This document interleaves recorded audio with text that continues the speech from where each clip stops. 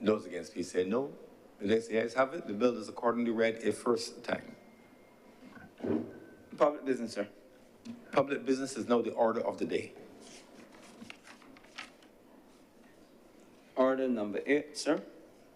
In the name of the Honorable Leader of the Senate, to move the second reading of the Road Traffic Amendment Bill, Amendment number 2, Bill 2025. Senator Cummings.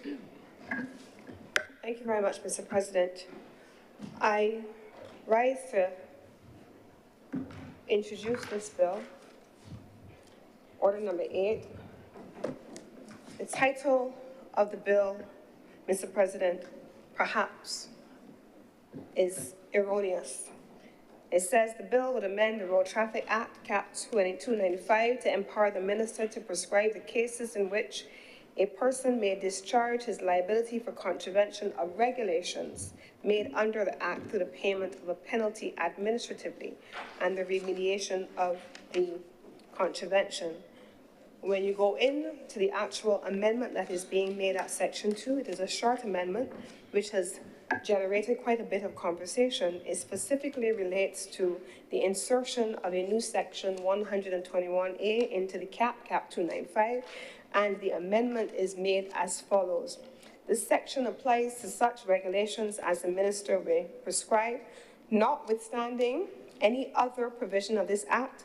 The minister may, by regulations, prescribe the circumstances in which a person who, through the contravention of any regulations to which this section applies, commits an offence, may be offered an opportunity to discharge that liability which would arise out of a conviction for the offence by 1, as Section A, the payment of an initial penalty of $500, B, the payment of a further penalty of $10 for every day or part thereof of a day that the contravention continues, and C, the remediation of the contravention. This is the short amendment that is proposed that has generated quite a bit of discussion. Now, Mr. President, I want to begin by going after, on the front foot, what this bill is not. This bill is not a crime-fighting measure. This bill is not a part of the arsenal. This has never been proposed by the Office of the Attorney General. The origins of this bill, as made clear by the Honorable Attorney General in public and in the other place, it is for the purpose of protecting the police of this country. The police have asked for this amendment to be made, and for a very good reason. Now, Mr. President, I am not aware of any circumstances under which at 11 o'clock in the night, when it is pitch black in some communities, if I hear a rustling outside my door, a rustling outside my window or my gate, I call any of the honorable senators in this chamber. I am not aware, Mr. President, I know I can call you, thank you, Mr. President. I am not aware, Mr. President, of any circumstances where, as was seen in Belmont Road, just up the road, that elderly gentleman who was robbed on the side of the road, if any members of the public call any of the honorable members of this place or the other place. I am not aware of any circumstance, Mr. President, where, as we saw horrifically on the front page of our Sunday Sun newspaper, that a 70-year-old woman over 70 years old, taking her dog out to use the restroom at night, calls after what happened to her happened, that she or her grandson or her relatives would call any leader of the opposition or call the Prime Minister. Those are not the calls that we make in response to crime. When something happens, whether it is in the heights or the terraces or in urban communities that feel as though things happen in one place versus the other, the calls that we make as a people are to one agency, the police. We call the police for anything that goes wrong in this country, and rightfully so. The police then, Mr. President, have a duty and a responsibility as emblazoned on their cars as we see them whizzing past us, responding to emergencies, to serve and to protect. They respond to crime. They don't respond, Mr. President, when things go well. They respond when things don't go well. They respond to prevent things, Mr. President, from going badly. So on some occasions, I remember one time I was somewhere and there were people hanging out there and I was going home and somebody said, "You passing through this particular road? Don't pass out there tonight." That road, particularly dark, known for all kinds of activity, and the police were in that street that night having undertaken an operation.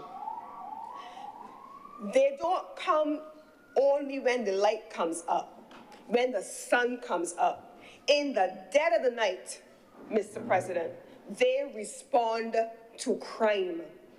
They respond to prevent crime, and I'm taking my time to go through this deliberately. Most of the people complaining or raising concerns about tint are not the ones who receive the calls to protect or to respond to issues. It is the policemen, the uncles, the aunts, the brothers, the husbands, the boyfriends, in some instances the grandfathers, who leave their families home every single day and go out on these streets to protect us. They leave their families home knowing full well that it only takes one idiot on any given day that prevents them from going back home to their loved ones. That's a fact. Their families have reconciled themselves to the fact that something can happen in any given day that prevents policemen from coming home at night. So this measure, when the police raised it with the office of the executive, they came and they said, in the context of national security, there are a number of things we are seeing. Among the things we are seeing on the ground, we are seeing more and more vehicles that we are approaching in the dead of the night, or sometimes in the middle of the day. We who want to get home to our families just like all of us, we who have a responsibility to serve all of us, are uncomfortable with the existing contravention of laws which already exist on our books. There are already laws on our books that prescribe how dark your windows are not supposed to be. It is not new. It's always been there. And because we've been doing the wrong thing for a long time, does not mean it becomes the right thing. It doesn't make wrong right. And so the laws have always been there. In fact, the penalties have also always been there. What is being introduced now is a mechanism to measure what's dark and what is not. What is too dark and what is not. And the police came and they said, some of the vehicles that we have to approach, like the ones that I was talking about in the dead of the night when I was leaving one place to go to the next, and the police were saying something happening in a particular area, you may want to avoid that area. When we are home in our beds, in the safety of our beds, sleeping behind our wrought iron bars, and they're outside protecting us, some of these windows are too dark. And when we approach a vehicle in the dead of the night, worse yet, but it can happen in the day, we can't see what we are approaching. We have no idea what's on the inside. And as a measure to protect the people who protect us, this measure is before this honorable chamber today, as it was in the other place. Mr. President, over the last couple of days, I've spent a lot of time standing up by the side of the road, dealing with different matters.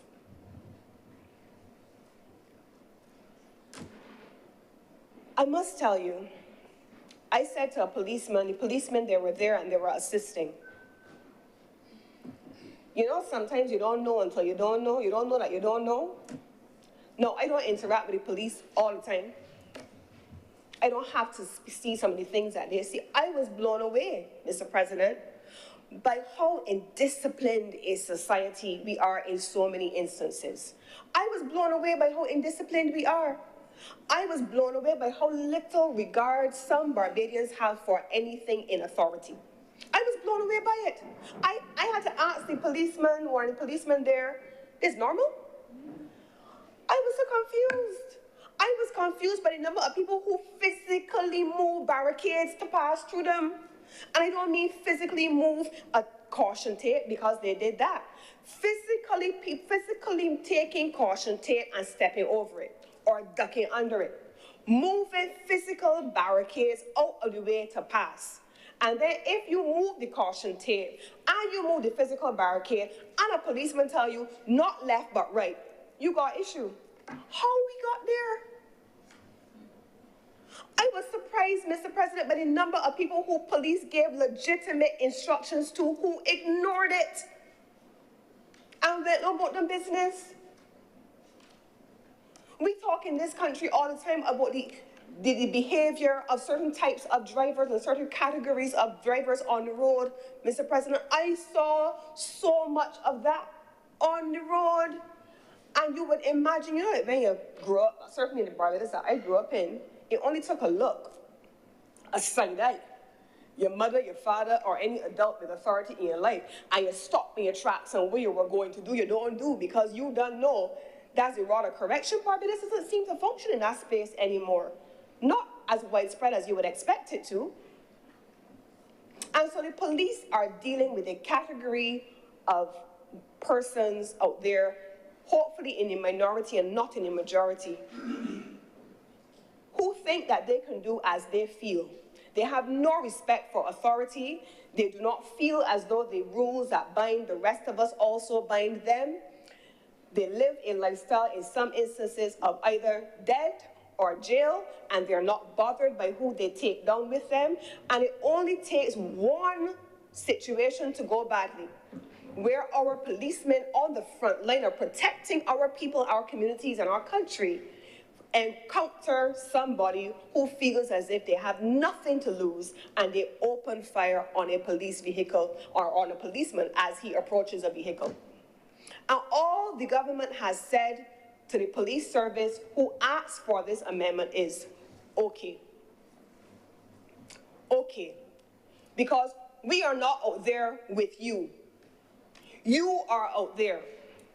You are protecting Barbadians. And if Barbadians are concerned, Mr. President, about crime, if Barbadians are concerned about what they are seeing on the streets, either with gun violence or recent stabbings that we have seen, then it is only logical that right-thinking Barbadians also understand that the same category of criminal that they are concerned by on the one hand, they have to also put all the protective mechanisms in place for policemen. Policemen walk around. You remember there was a song of Calypso, Boots, Government Boots, the Government Boots, Arm the Police. There was another song that we had, Mr. President. Then there were all of these songs, Po Po, Arm the Police, because at the time, however long ago, people were concerned about how you were going to position the police to respond to increasing crime. All the way back there, the Government Boots. Mr. President, all the way back there were concerns about police wearing bulletproof vests.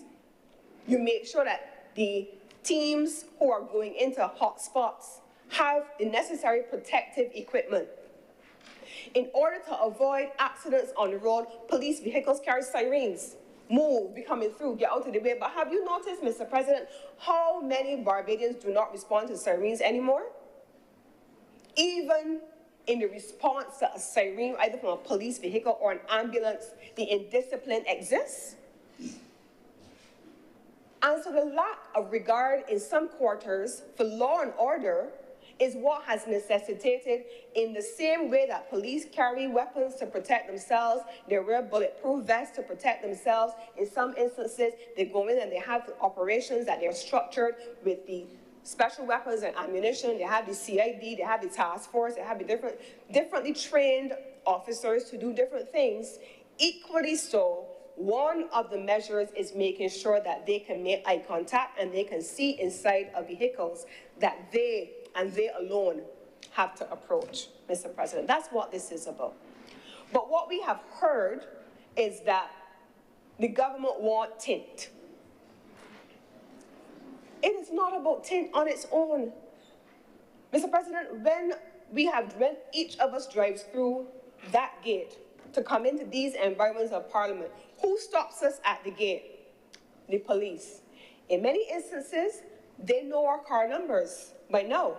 So they know it's us and they can see us. But if by chance, as I this morning came in a vehicle that was not mine, and the windows had to be rolled down, the police can't look through the windows and can't see it is me, Senator Cummings, who's leader of government business, and she come into the Senate, I had to roll down the window in the passenger seat I was in so the police could recognize it was me. But if the windows are up and the tint is too dark, they don't know who it is. They can't see inside. And so, Mr. President, the focus on a penalty, which is civil versus criminal, is where I want to take us next. Now, Mr. President, there are people who have their tint on for all the wrong reasons. This is to weed that out. But there are people who, because it has not been enforced for an extended period of time, and we've always been doing the wrong thing, let it be clear, we have always been doing the wrong thing because the legislation always existed. Because we have always had this wrong thing going on, some people's windows were tinted because they liked it. They preferred it. Fellow won't go and check your girl, but the Indian main girl is an outside girl, and so he ain't really want nobody to see who in the car, that kind of thing. So we've gotten away with doing some things. People do that sort of thing. People do that sort of thing. Shocking. Yeah.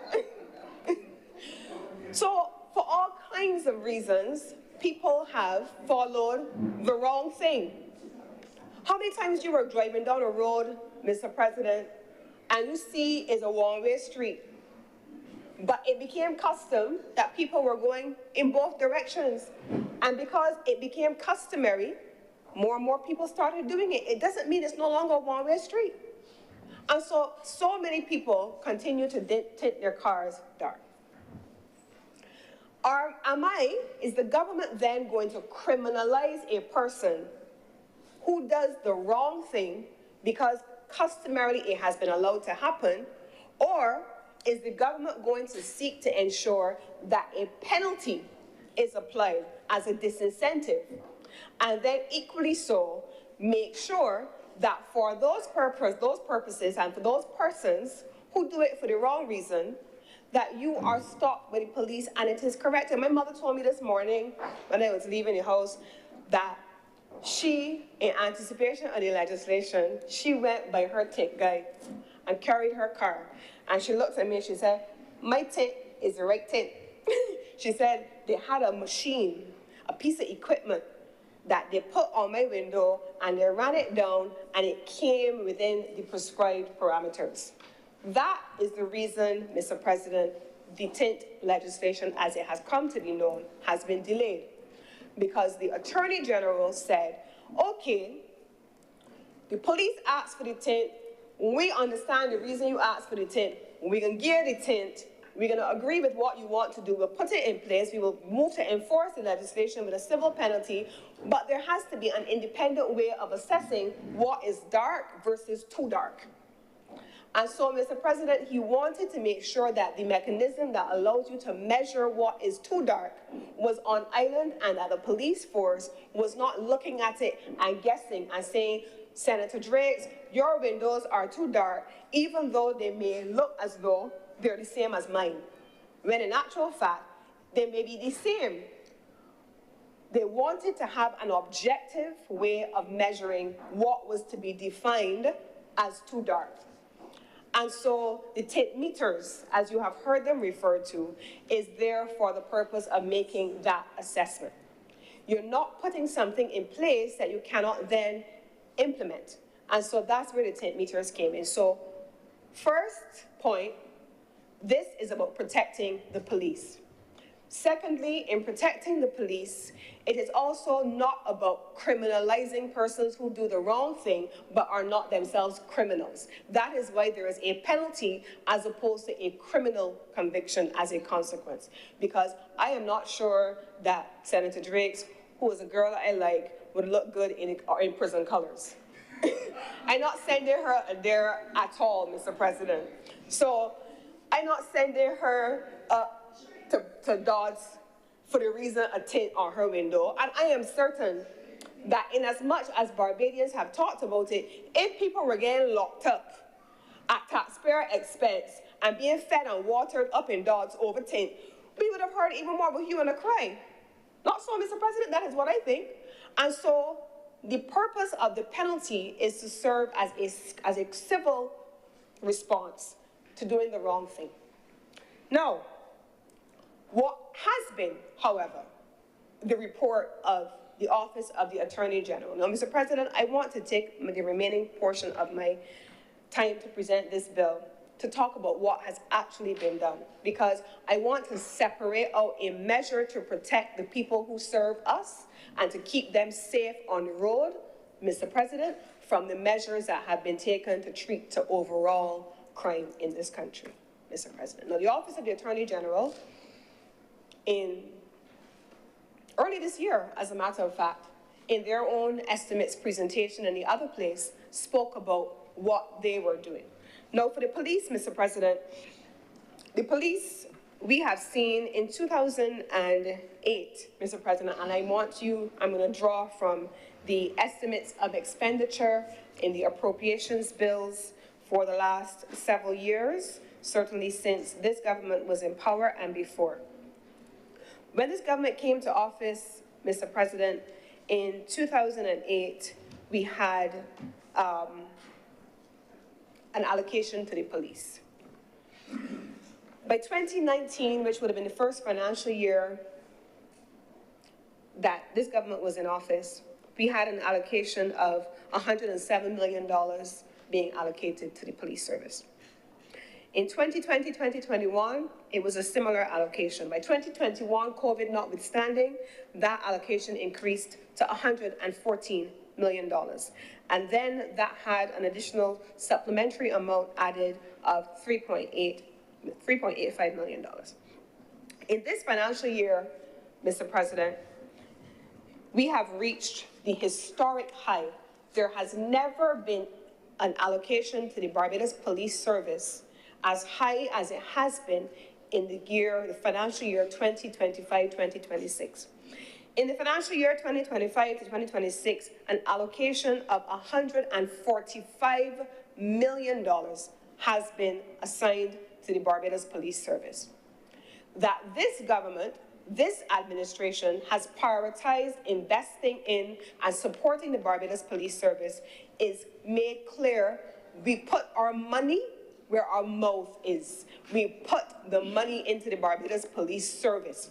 It is an increase, Mr. President, over the previous years before this government, and I'm not going to go into it in any details for deliberate reasons, Mr. President, but certainly between 2018 and 2025, this government has consistently increased the allocation to the Barbados Police Service until we reach a high of $145 million, up from $118 million in 2018.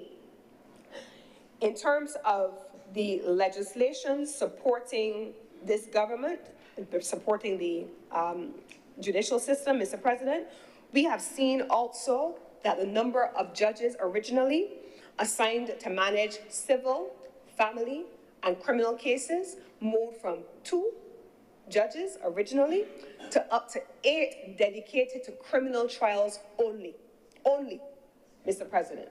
And that has been accompanied by measures in the Office of the Director of Public Prosecutions, where we have moved from having just 8 prosecutors, Mr. President, to now having 20 prosecutors in the Office of the Director of Public Prosecutions. So when the police do their work, when they use the allocation assigned to them, we also now see, Mr. President, the allocation being assigned to the Office of the Director of Public Prosecutions.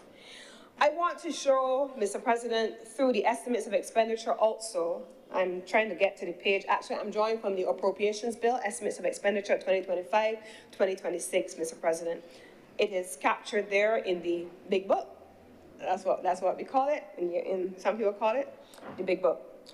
Mr. President, in that document, you will see the allocations, and you'll also see how we have treated to the matters relating to cases, how monies have been allocated to different levels of the police service. I'm just trying to get my hand, here it is. So, Mr. President, in 2023, 2024, under the Office of Director of Public Prosecutions for the period January to December 2023. Now, I've lived in another Caribbean country, Jamaica in particular. But, Mr. President, I must tell you, I am always impressed by the fact that the Barbados Police Service, I am always blown away by how quickly, maybe it's a function of how small Barbados is. The high rate of solving cases in Barbados is something that we have to not take for granted. We have to commend the Barbados Police Service and the members of the public who assist them in solving these cases. In 2023, Mr. President, we had 43 no guilty pleas and 44 convictions from the Barbados Police Service. We had a total of 56 convictions in 2023. This is for cases involving firearms or ammunition. In the case, Mr. President, I'm going to come to that same number in 2024, 2025. We also saw the police solving an equivalent number of those cases. 28 cases where they pled guilty, 32 where there were convictions in court. And then that number goes on, Mr. President, and we can see what the numbers are broken down to cover: possession, use of firearm and other offenses, use of firearm, murder, manslaughter, and the data for the Barbados Police Service is all there. They have been solving, as recently as the other couple of days, Mr. President, there was a stabbing. And yesterday I was able to see that as soon as the news was breaking that the person who passed away, and I want to extend condolences to all of the families who have been affected by these things, as soon as the nation was able to hear from the media that the person had passed, in the same news story, they also were able to say to the nation they had someone in custody. These are the circumstances, Mr. President, under which our police are engaging with members of the public, not in parties for the most part. That's not what they're here for, and I can say it now as well. I don't do Kadooment. My pastor may probably have a connection if I did at this point in my life. But the fact of the matter is, Mr. President, on Kadooment Day, we have grown up in Barbados where we are used to seeing ladies beautifully attired, and they are dancing on police officers who are stoic and unmoving. But they're there. There's a period of time once Senator Monroe Knight launches the official season of Cropova, up until the time it ends, where the men and women of the Barbados Police Service can't take vacation done. So all of the festivities and the activities that Barbadians are excited about and participate in, members of the Barbados Police Service, they can't. They can't get their vacation during that period. And so very recently, they sought to make the opportunity available for members of their police service. Because you know what? I'm going to say this here as well. We as Barbadians have to be very careful. We dehumanize people so many instances based on the functions that they have. We forget that politicians are people. We forget that policemen are real people. And so the things that we enjoy for ourselves, we grudge them for wanting for themselves too. So we don't see that they don't get to enjoy things in the same way that we do. We don't see that they don't get to enjoy vacations in July and in August, like half of the members of the public service who want in the private sector, who want to be able to enjoy their crop over period. They're not real people, you know. They don't want to enjoy their own culture too. They have to stay in a corner because they're not real folks. So the fact that the police service sought to provide an opportunity for their members to have their own Kadooment before the season gets started, we all of a sudden up in arms about it. Because they ain't real. They're not real men and women, they're not real Bajans, their citizenship is not real like ours is, and so they are not meant to do the things that we do. So serve and protect us only, but don't be human in your own right. Don't be Bajan in your own right. There's something very problematic about that thought process. We need to stop dehumanizing the people who work and serve on our behalf. We need to stop doing it. It's not a good thing. Now, were all of the members of the Barbados Police Service off the job in their carnival? Of course not. That's not even a logical thought process. That doesn't even make sense. It's not possible. The force was in force. They were still on the job. And those that were not, including, we have to remember, if I go through the same estimates of expenditure, you will be surprised to see how large some of these agencies are. Many people don't realize when you see the Office of the Attorney General, underneath this department, this ministry, you have the Financial Services Commission, the Forensics Laboratory Team. You got the Office of the DPP, the Office of the Chief Parliamentary Counsel, the Office of the Solicitor General. You have the, I call it Forensic Sciences Center already. You have CID, you have the active police. You also have the administrative desk persons who support the work of the police. You have the registrars, you have all the administrative staff. These are all people, and they constitute the total body of the Office of the Attorney General. So why would we have a difficulty assuming that the persons who are on the street constitute the entirety of the apparatus of the Office of the Police, in this instance, including all of the administrative staff, you have the custodian staff, you have this, all the various persons, the IT people who are there because, you know what, they got computers too, so they got IT people. They were on the road too, Mr. President.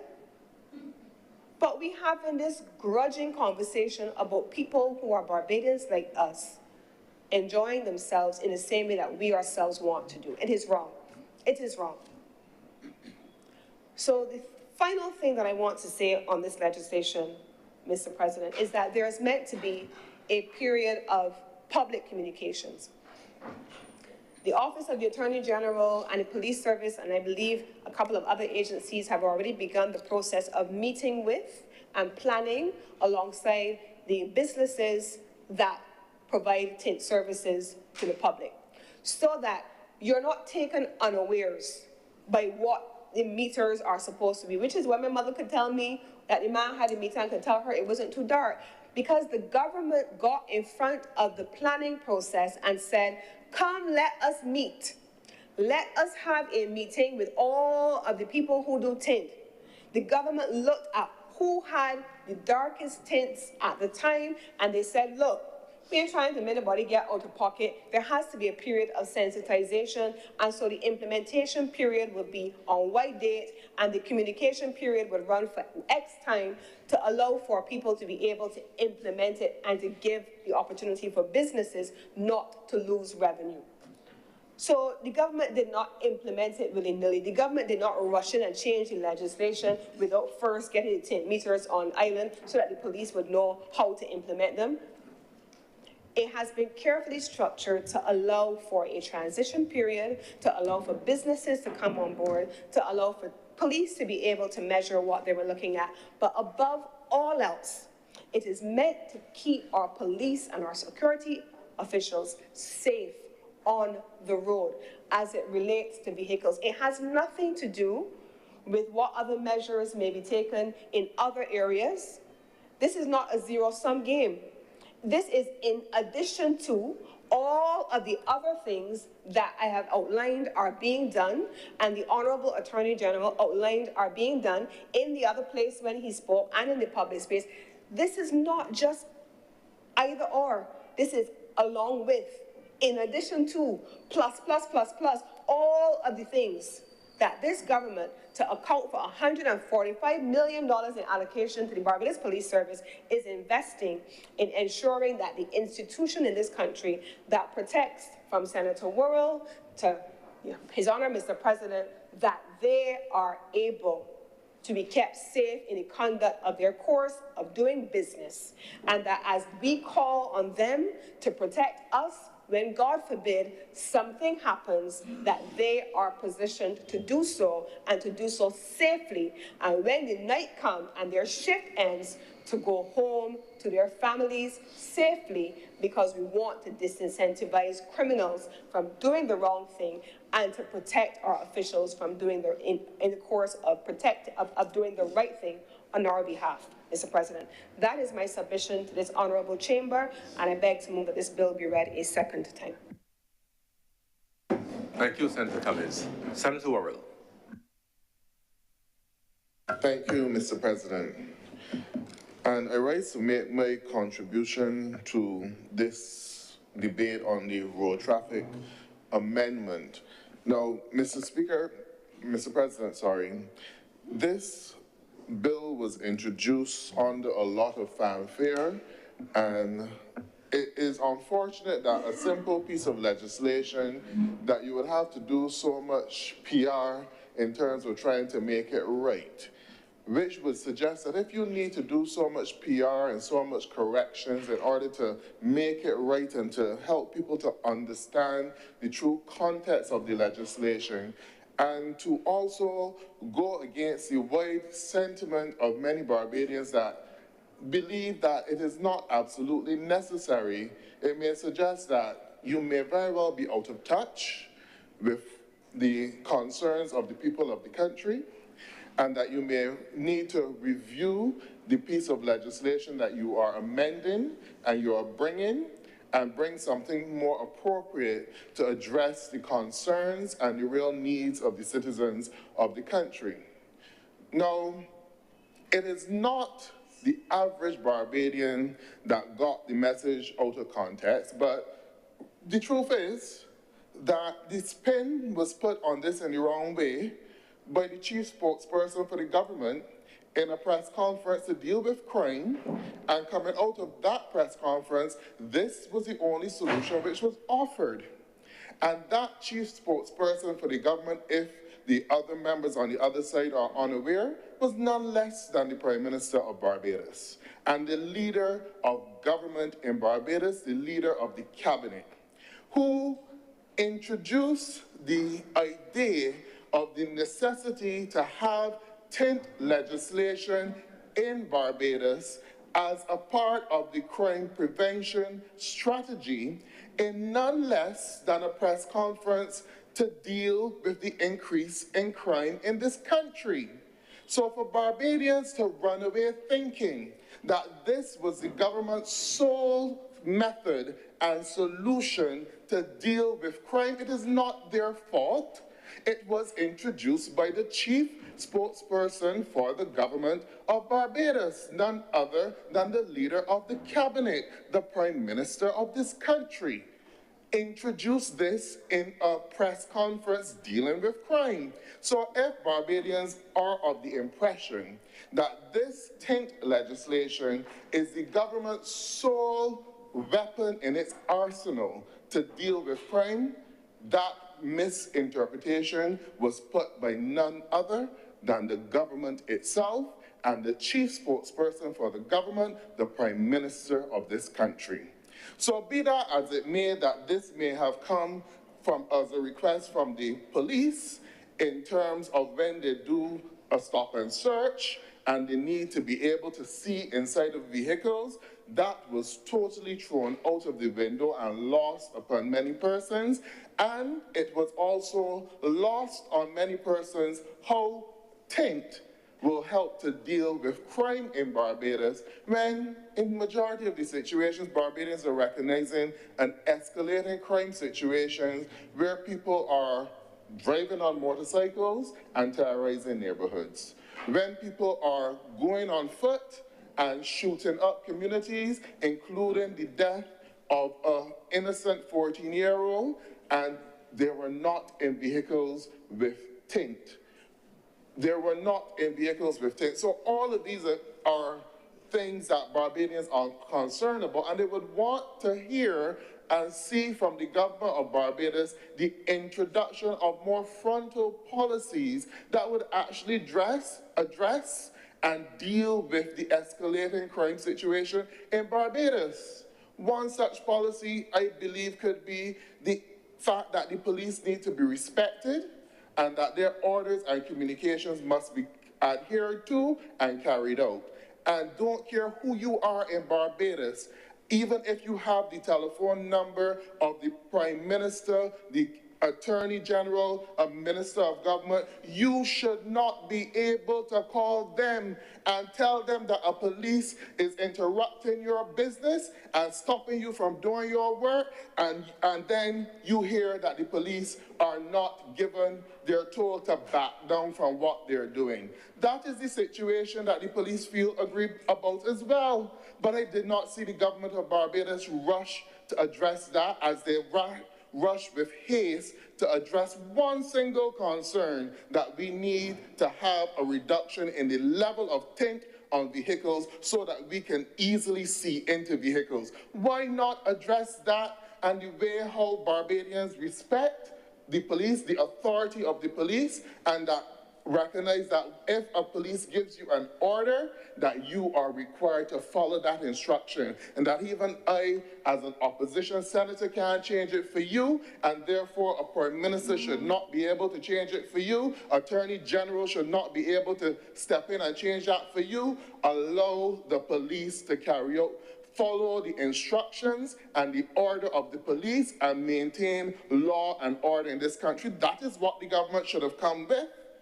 If the government had come today with that, in some enforcing that, I'm certain that many Barbadians would get behind it and champion it. But instead, they come with something which they need to introduce a lot of PR and a lot of fluff in order to sell to the people of Barbados, when the people of Barbados have already decided, Mr. President, that they will have none of it. This speaks to a tone-deaf government which is not listening, and it is not hearing the cries of the people of Barbados. The second issue with regard to this, when it was also introduced by the chief spokesperson for the government, they did a funny thing. I want money. Many Barbadians remember this. I want money, with the snapping of the hands and all, as though you are in a rum shop. I want money. That is what Barbadians remember when this piece of legislation was introduced as a crime-solving measure at a press conference dealing with the escalating increase in crime in Barbados. I want money. So you don't expect that Barbadians will take offense at it and see it as none other than a money grab? Because one, it will not change anything. Two, it just seemed as a way of drawing the little bit of money out of the pockets of the people of Barbados by an authoritarian government. That is how Barbadians feel it, Mr. President. That is how Barbadians are seeing it. A government that has the majority of the seats in the House of Assembly, 29 seats, and therefore can pass any legislation which they feel like, because they know that there are no seats in the House, not enough seats in the House of Assembly, or either in this place, that will change that. That is the situation in this country. So obviously, Mr. President, the people of Barbados will take offense against the legislation because they see it as a tax grab. I want money. Now, Mr. President, in coming to some of the aspects of the legislation, there are also issues in where the amendment and the regulation has been drafted, and issues with the amount of authority which have been prescribed to the minister with responsibility for,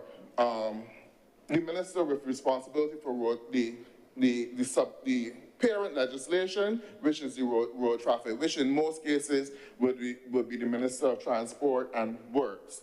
It is believed that with this amendment, that it not only speaks to the actual portion of the regulation which deals with the tint, but it also has a bearing on all of the regulations and all of the offenses in the road traffic regulations, which I am not certain if many Barbadians recognize this, but the way how this is worded, it states 12.1A1, this section applies to such regulation as the minister may prescribe. So it means that the minister has the authority, because the regulations don't come to this place, they only don't come to this place for discussion, has the authority to pass regulations in the future where this $500 penalty may apply. Or the minister may say, this section applies to such regulations as the minister may prescribe. And going on to part 2, notwithstanding any other provisions of this act, the minister may by regulation prescribe the circumstances in which a person who through contravention of any regulation to which this section applies, any regulation to which this section applies, commits an offense may be offered an opportunity to discharge any liability that would arise out of the conviction for the offense by payment of an initial penalty of $500. Now, Mr. President, that is the issue. It says any regulation to which this applies. It means that for a simple speeding ticket, if the minister so desires, he can apply this $500 penalty onto.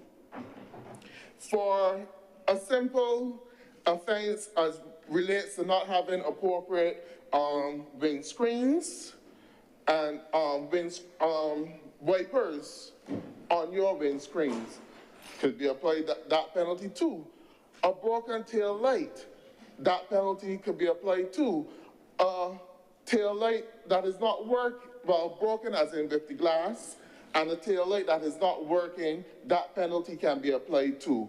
So why are we giving a minister so much latitude in order to come at their whim and fancy to change regulations and also to add additional regulations onto this? It is not my drafting of it. I would consider that you go back to the drafters if this was not the intention, that it applies to all of the categories of the road traffic regulation. And there are many categories of the road traffic regulations to which it could apply. There are many categories, Mr. President, in which it could apply. So I'm thinking that this is giving the minister and it is giving the administration far too much authority in applying this $500 penalty on simple Barbadians. What are we doing in this country, Mr. President? It is giving too much latitude to the minister, and it could only be seen by the public as none other than a money grab, since we were told, we want money, I want money. Those were the words coming from the mouth of the Prime Minister of Barbados in that press conference to address the escalating crime situation in this country when this same tint legislation was introduced. And now we have an amendment which give free rein to the minister to apply this $500 penalty to any aspects of the regulations under the road traffic amendment. If that was not the intention before it is passed in this place, I would suggest that you go back to the drafters and have an appropriate amendment done to limit the capacity of the minister to apply this $500 penalty at whim and fancy to any area under this regulation as stated here in the amendment brought before us today, Mr. President. So on that, Mr. President, this is not worthy to be passed in this chamber today. If we want to hear the people of Barbados, if we want to recognize that the people of Barbados are not satisfied with this legislation. Mr. President, we could speak at length about the entire legislation, but it will not do anything to change the crime situation significantly in this country. The police also asked for greater access to community policing in Barbados. You're not seeing anything being done about that. Things like that would go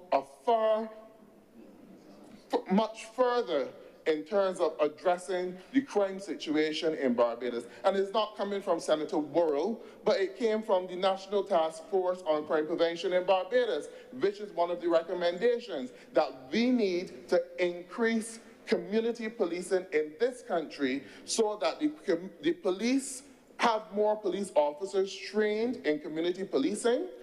Yes, we do have it.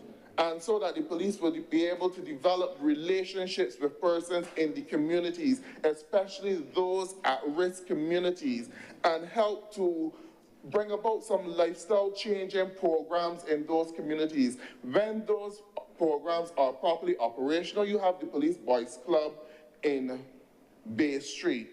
Why is it that only in Bay Street? Why couldn't we have an intervention which would see police boys clubs being set up in more communities across Barbados so that young people would have greater access to interacting with the police and benefit from the services of the police boys club? So you could have one in the north, you can have one in the east, you can have one in central Barbados, you can have one on the south and on the west coast. And that, Mr. President, I would say today that if the government had brought a resolution or legislation to increase the numbers of police sports clubs across Barbados so that you would have greater interaction, that would do more for the people of Barbados in terms of fighting crime in this country, because you will be dealing with it from the source.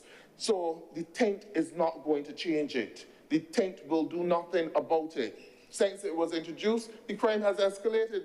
This week alone, or probably last week, you had a murder nearly every single day, Mr. President. And the legislation was introduced, so I don't see that it is deterring any criminals in Barbados.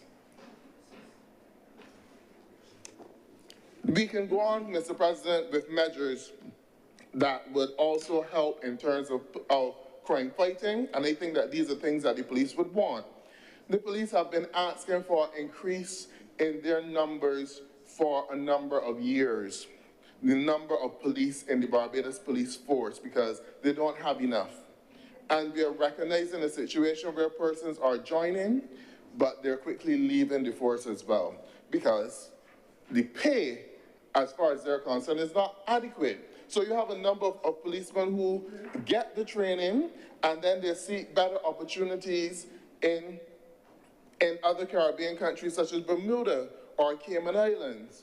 So we are losing our police in this way because obviously the pay is not enough to keep them here.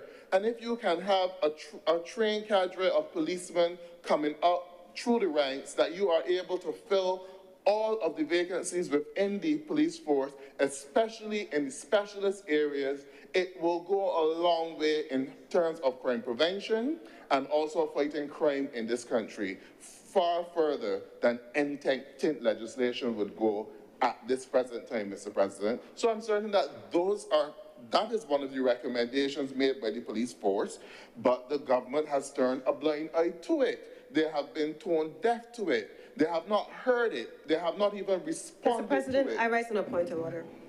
What's my order? The honorable member is misleading the House. The honorable member, Mr. President, is sitting in a space where the police service has asked for many of these things under his administration and were ignored. This administration, however, has increased the number of persons allocated to the police service, including the number of persons who can be recruited. They have increased the allocation to the Barbados Police Service.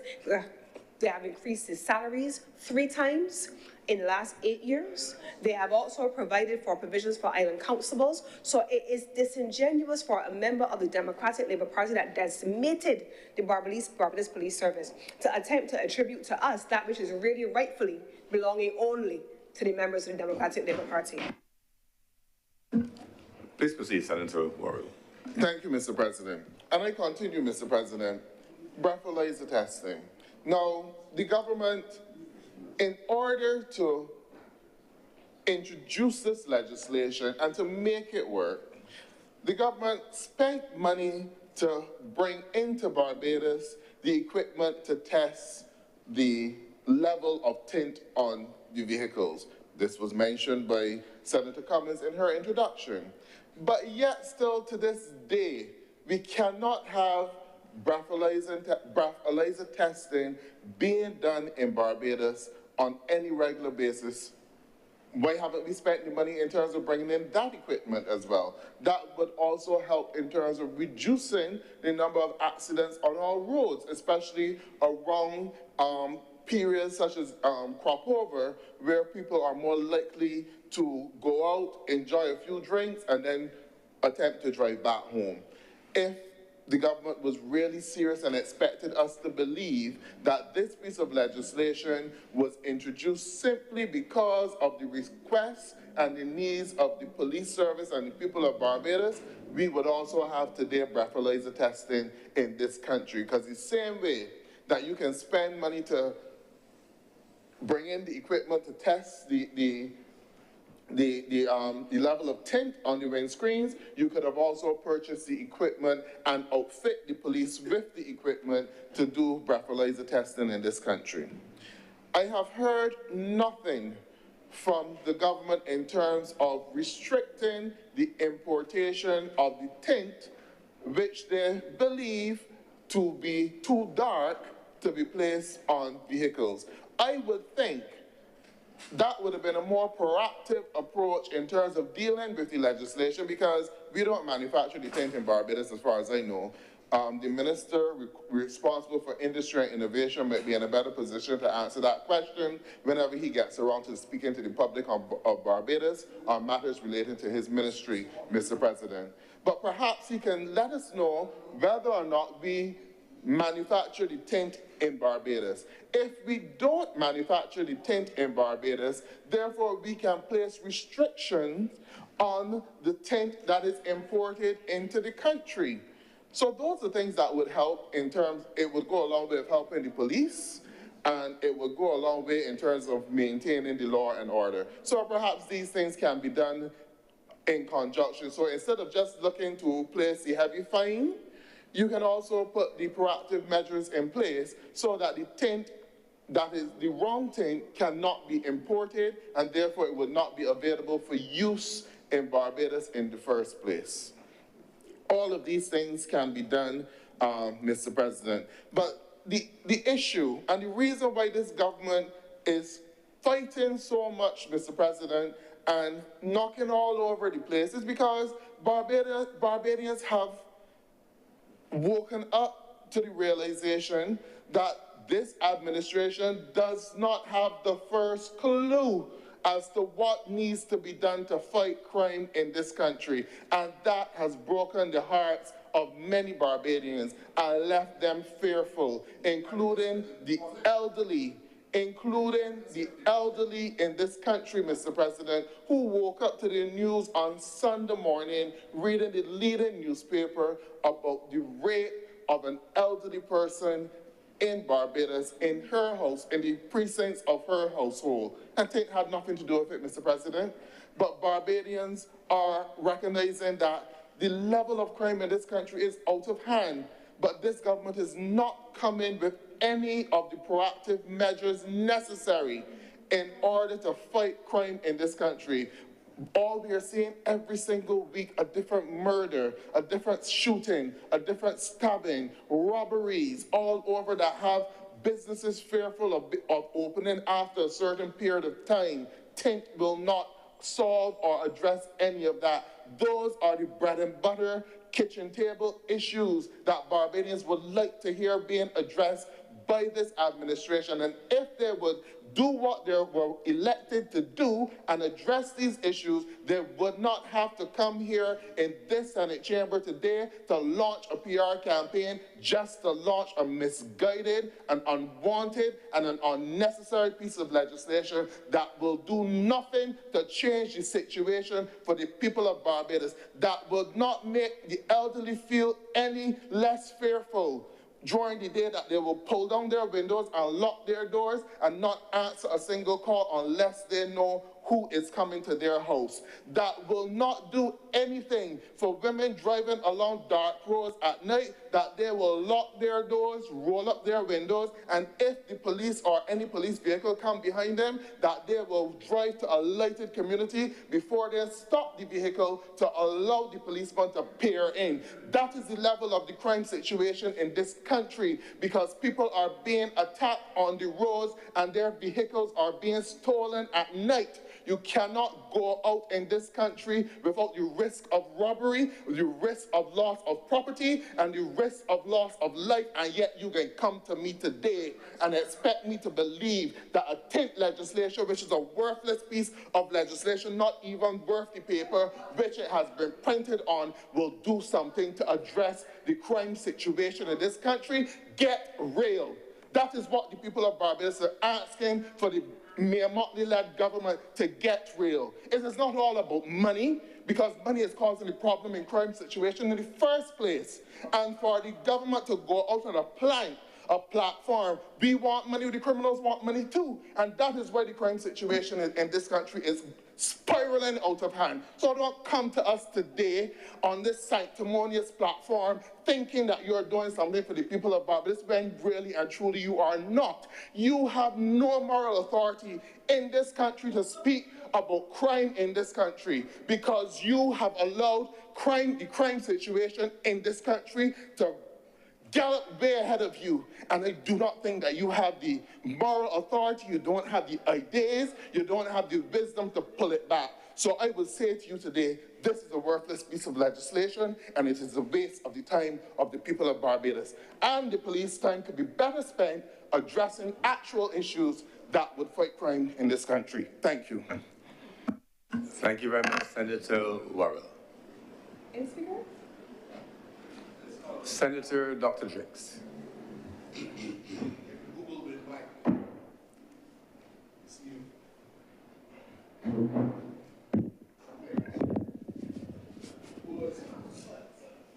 Thank you, Mr. President, and good afternoon to the Chamber and all of those persons who can hear my voice. Mr. President, I rise this afternoon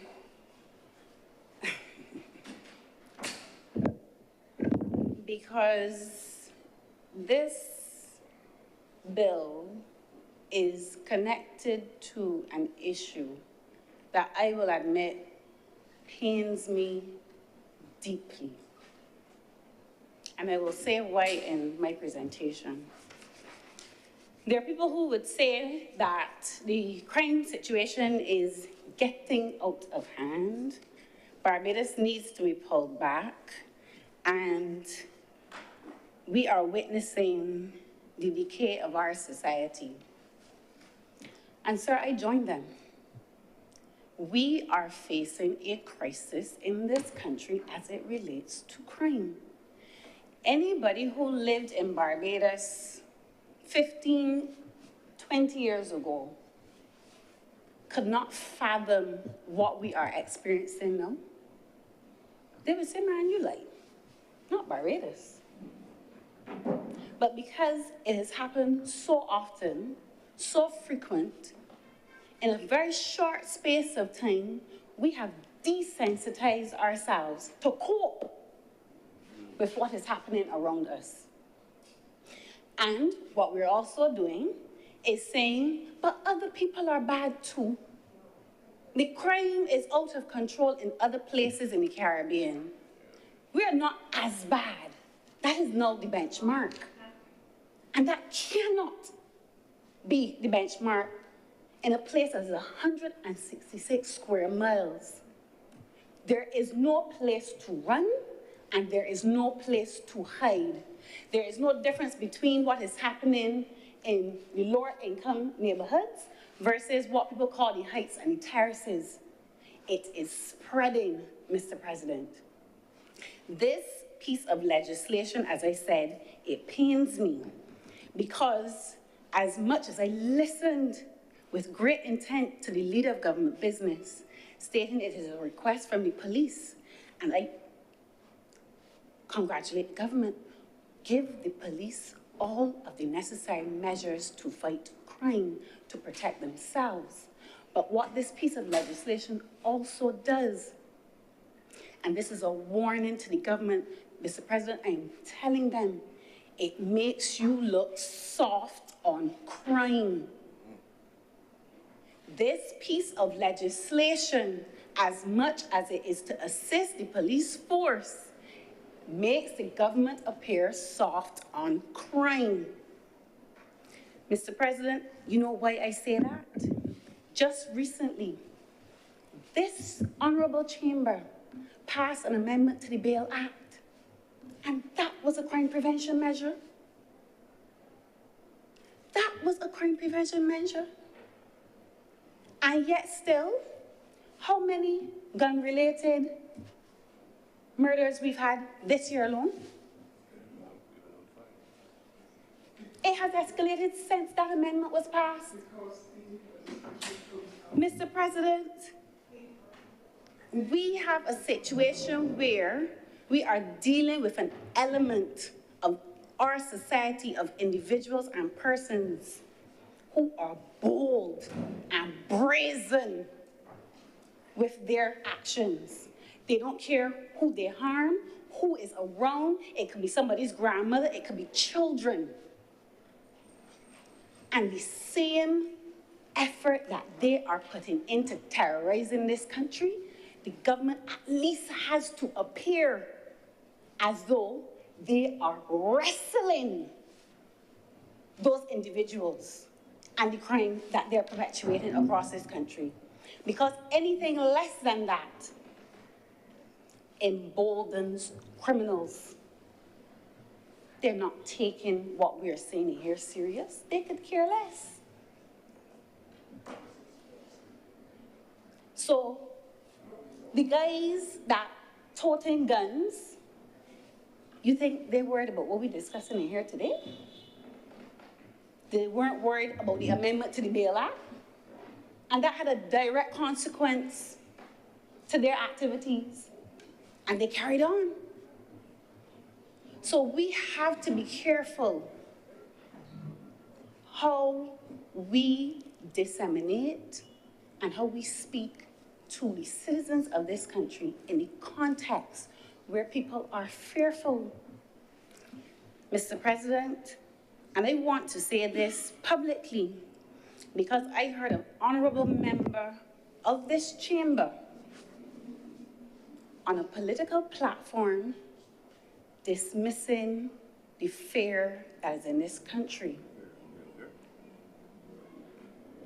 Mr. President, I can tell you this. I am fearful in my own home. And I'm not fearful because somebody told me to be fearful. Less than 500 meters away from my house, there was a shooting. So somebody can't come and tell me not to be fearful because I experienced it. In addition to that shooting, I've been in close proximity to somebody who has been shot. So this is not a joke for me. I understand the ramifications after the person has been shot. You gotta care for them. This is not a joke for families. So when people come and tell you how you should feel about a situation that you know personally, financially, emotionally, psychologically, the trauma it inflicts, it is insulting, Mr. President. And then every day you have to get up and hear on the news, somebody gets shot this place, somebody gets shot the next place. And you relive it, Mr. President, and you understand what that family is going through of the victim. Mr. President, we cannot continue in this vein, and I will say this, we cannot play politics with this issue. Because while we passing the buck to and for, the criminals running wild in this country. Mr. President, I have a lot of things to say, but I want to go to two things because I don't want, there are a lot of things we can say about data, crime prevention strategy, what it should entail. There are a number of efforts happening. And sir, forgive me if I'm getting a little impassioned, but there are two major issues that I want to put on the table in this discussion today. Because if we don't address them, there's nothing that we can do in this country that will solve the crime that we are seeing. The first, Mr. President, and it is going to be a difficult thing to solve and address, and the government cannot do it alone, and that is the breakdown of the family unit in Barbados. We have too many households in this country where parents are abdicating their responsibility for child rearing. They want the teachers to do it. They want the church to do it. They want the general society to do it. They want the government to do it. Not realizing it is their primary responsibility to instill the morals and the values in their children. There's some, yes, grow up in a household where the parents try their best and they empathize with those parents. But there are too many instances where parents are actually perpetuating the bad behavior in this country and then expecting somebody else to deal with it. It cannot work. And I don't know how the government intends to deal with that particular issue, but it is the source and the root of what we are talking about as it relates to crime prevention and where we are as a country in terms of this crime crisis.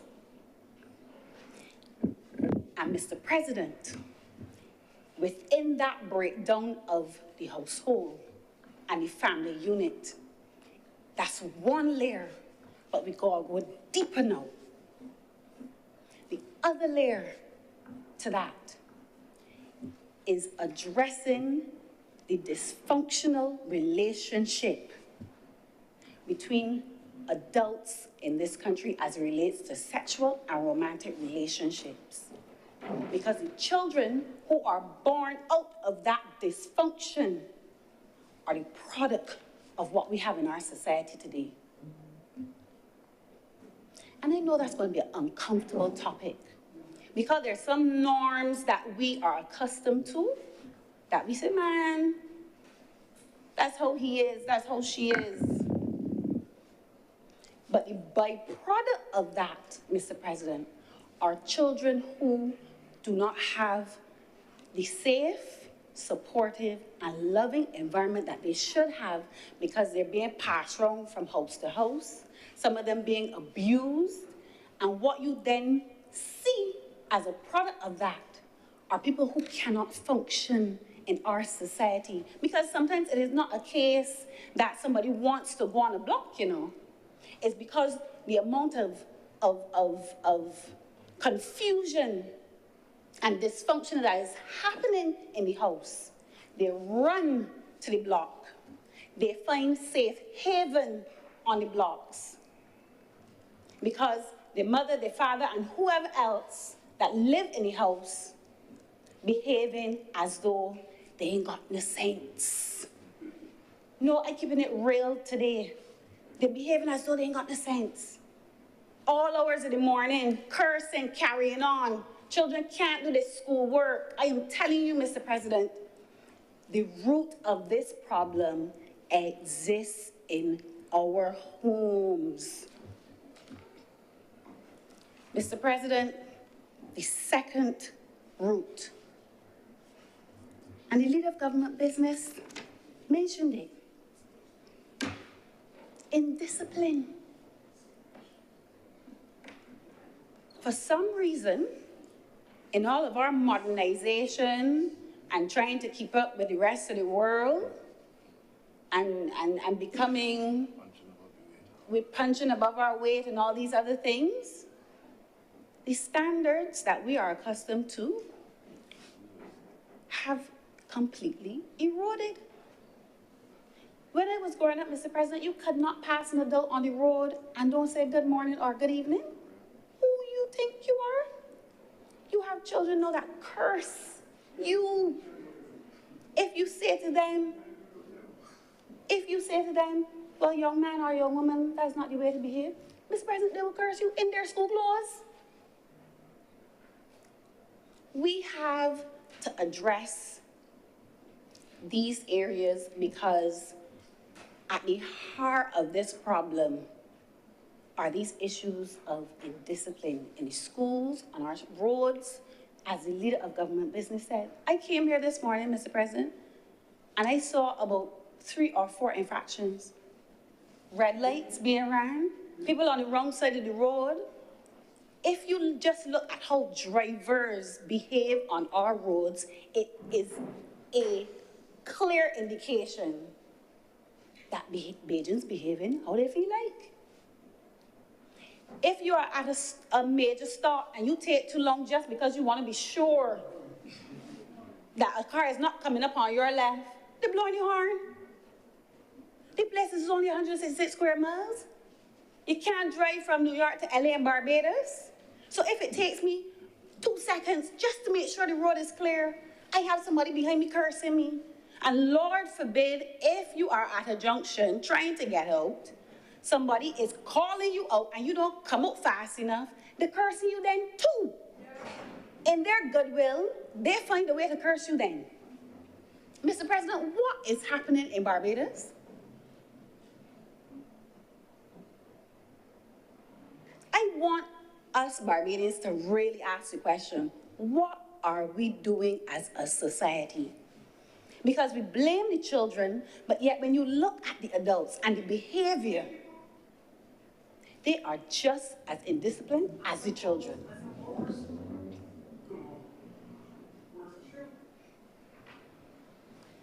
Mr. President, in a society where people do not respect law and order, there will be anarchy. It is as simple as that. And why I am pleading with both Barbadians and the government, because the government cannot do it alone. We can have all the fancy plans in the world, all the best economic policies, growth projections, sustainable development policies, blue-green economy, creative industries, we gathering. Mr. President. But you see, if we do not get this under control, this is an immediate and present danger to the fabric of our society. So, Mr. President, if this bill has come before the House at the request of the police, by all means, facilitate it. The government has my support in that, because I believe the police need the necessary measures to be protected when they go on the street to keep us safe. But at the same time, I want the government to know the messaging around this made the government appear soft on crime. And we cannot be soft on crime, Mr. President. People are shooting in broad daylight, shooting in shopping malls. Mr. President, it is as though people believe within a criminal element, they are not the ones who run Barbados. And we have to ask the question, how did we get here? And everybody has to answer that question. Because if the Bail Act, as I said, the amendment to the Bail Act did not act as a deterrent, the government has to ensure that any messaging and any policy measures going forward makes the government even if it is in appearance, seem tough and strong on crime prevention. Because, Mr. President, I'm going to tell you this. When citizens do not feel safe, when the average person feels as though they don't have any protection, you know what happens? Vigilante justice. You are going to see the average person start arming themselves because of the fear that they feel walking around in this country. And that is a place we do not want to go. Mr. President, I am not a criminologist, I'm not a sociologist, but clearly we need a stronger policy on crime prevention. I do not know what it will entail, but I am hoping that the government, in short order, they have press conferences often, speak to this issue in a forceful and meaningful way that will allow us as citizens to feel as though something is being done to combat what is happening out on our streets. And with those few words, Mr. President, I am obliged to you. Thank you very much, Senator Dr. Drakes. Senator the Reverend Charles Morris. Thank you very much, Mr. President. I stand to give my support to this amendment that stands here before us this evening. And I want to say, in fact, give my unequivocal support to the issue of the reduction of tint on our car windows or vehicle windows. But sir, in fact, the recommendations that I've heard, except for some by Senator Drakes, in dealing with crime, especially the ones, the suggestions coming from the opposition senator, all of these come after crimes have been committed, not before. The issue is to get crime, to solve the matter of crime before the crime happens. I also want to say, as a sociologist, I study sociology, history. I like to begin my speeches, sir, seek in theory. And there is a theory called the broken window theory. It was developed by George Keller and James Wilson.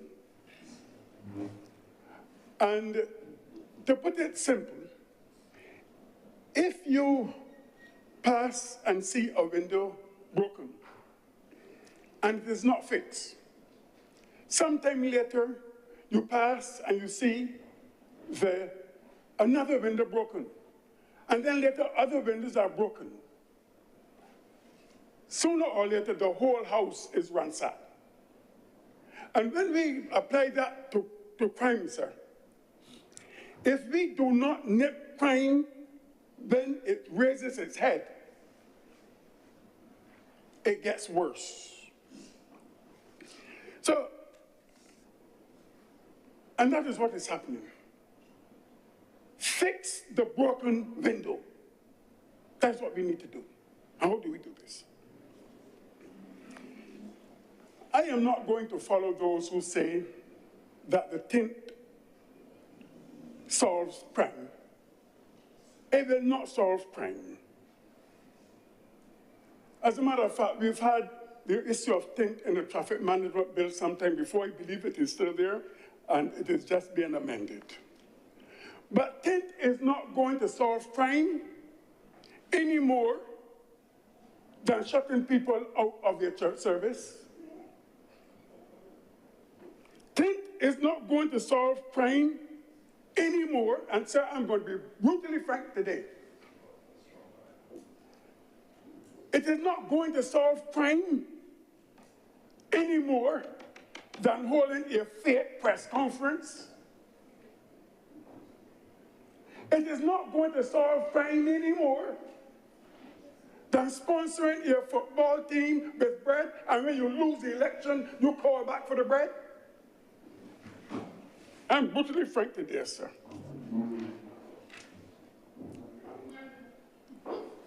You know, Alexander the Great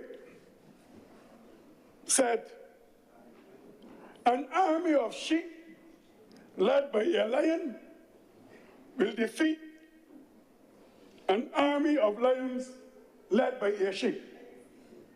That's what Alexander the Great said. And I do not believe that this country is about to allow itself to be led by a sheep. What is the issue, sir? The issue is, and I've heard the opposition senator talk about what the government has done and not done. 22 murders for the year so far, 13 have been by firearms. And when you look, in fact, there was a stabbing some recently as well. But the police have charged most of these persons or have the suspects in custody. That's the first thing. And I'm saying that the attempts that we use right now are after the crime. Look and see what has been done. The number of judges doing criminal trials have been increased from 2 under the last administration to 8. There were only 2 judges doing criminal matters under the last administration. Now it's gone up to 8. Since 2018, the number of the attorneys in the DPP's office has increased from 8 prosecutors to 20 prosecutors. An enormous improvement in dealing with criminal matters in the high courts. Like then you can see, in the 18-month period, commencing January 2023 and ending June 2024, 584 indictable matters were disposed of. 67 of them were murder, sir. Let it be, the opposition center mentioned the Bail Act. Yes, there has been legislation to deal with that, a new Bail Act, sir. Plea bargaining, trial by judge alone trials, $145 million voted for the police for this financial year from 111 in 2018. So all of these things have been done, but yet they do not see the police doing or the government doing anything. But a lot of it happens after the crime has been committed. So in terms of the traffic, let us look at the road. We still have speeding on the roads. We still have speeding on the road. And we have these people with the tents driving around and shooting at people. And the police are saying, look, we cannot see in the cars. Some of them driving with the tents, dark tents, in the back seat of the cars. What I do not agree with, sir, is the fine. Because I'm told that the fine is $500. If it is, it's $500 and $10 every, if you miss it. I believe it should be doubled, sir. If you miss it, $500. That's what happened in places like England. And let me tell you something, sir. There are countries, all the countries in the world I know about now have the 10 laws. So the deputy commissioner in England parked his car, or the chauffeur parked his car in front of his residence. And the traffic warden put a ticket on it. Nobody questions that. I mean, we had to make the necessary call to the traffic warden, to the office, because work was going on at the house, so we couldn't park any place else. But these fines are paid or you lose your vehicle. Look at the road, how we travel. The ZRs and the minibuses, sir. No respect at all on the roads. When they're not speeding, they're not stopping at the bus poles. Even this morning on my way here, a ZR van got the whole road blocked up because he's looking for passengers. Fix the broken windows, sir. Deal with the infractions on the highways. And don't talk about if you have two minibuses or ZRs coming in different directions. They stop and they form conversations. Fix the broken windows. Motorcyclists on the road, sir. Not only are they speeding, but sometimes I wonder if any of the wheels are on the road. Because the first time I can see motorcycles riding or somebody riding a motorcycle in a horizontal position is happening in this country. Fix the broken windows. But there's more to it, sir. There's more to it.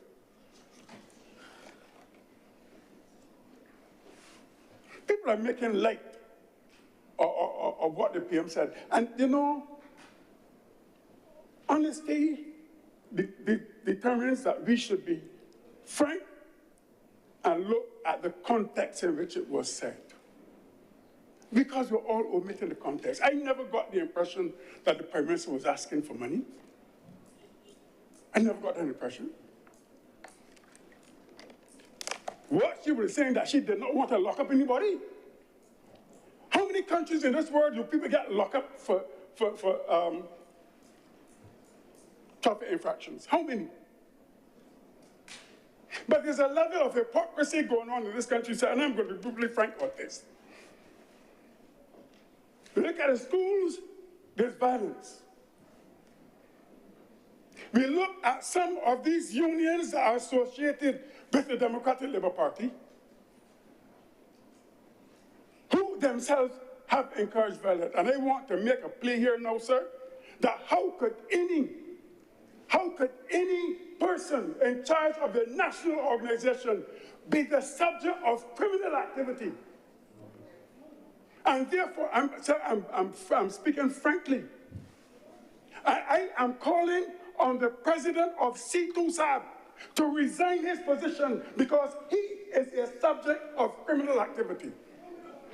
Senator Morris, you cannot go there, sir.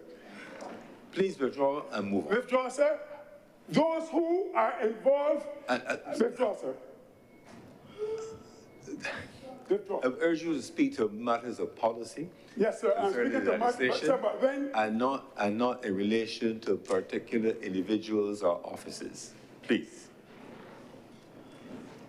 Sir, when we have individuals who are who show signs of being aligned with criminal activity, what is that saying to our young people? What is it saying? We would love to hear that from you. You understand? Sir, I am saying, sir, that there is a level of hypocrisy in this country regarding crime. That's right. That's my contention.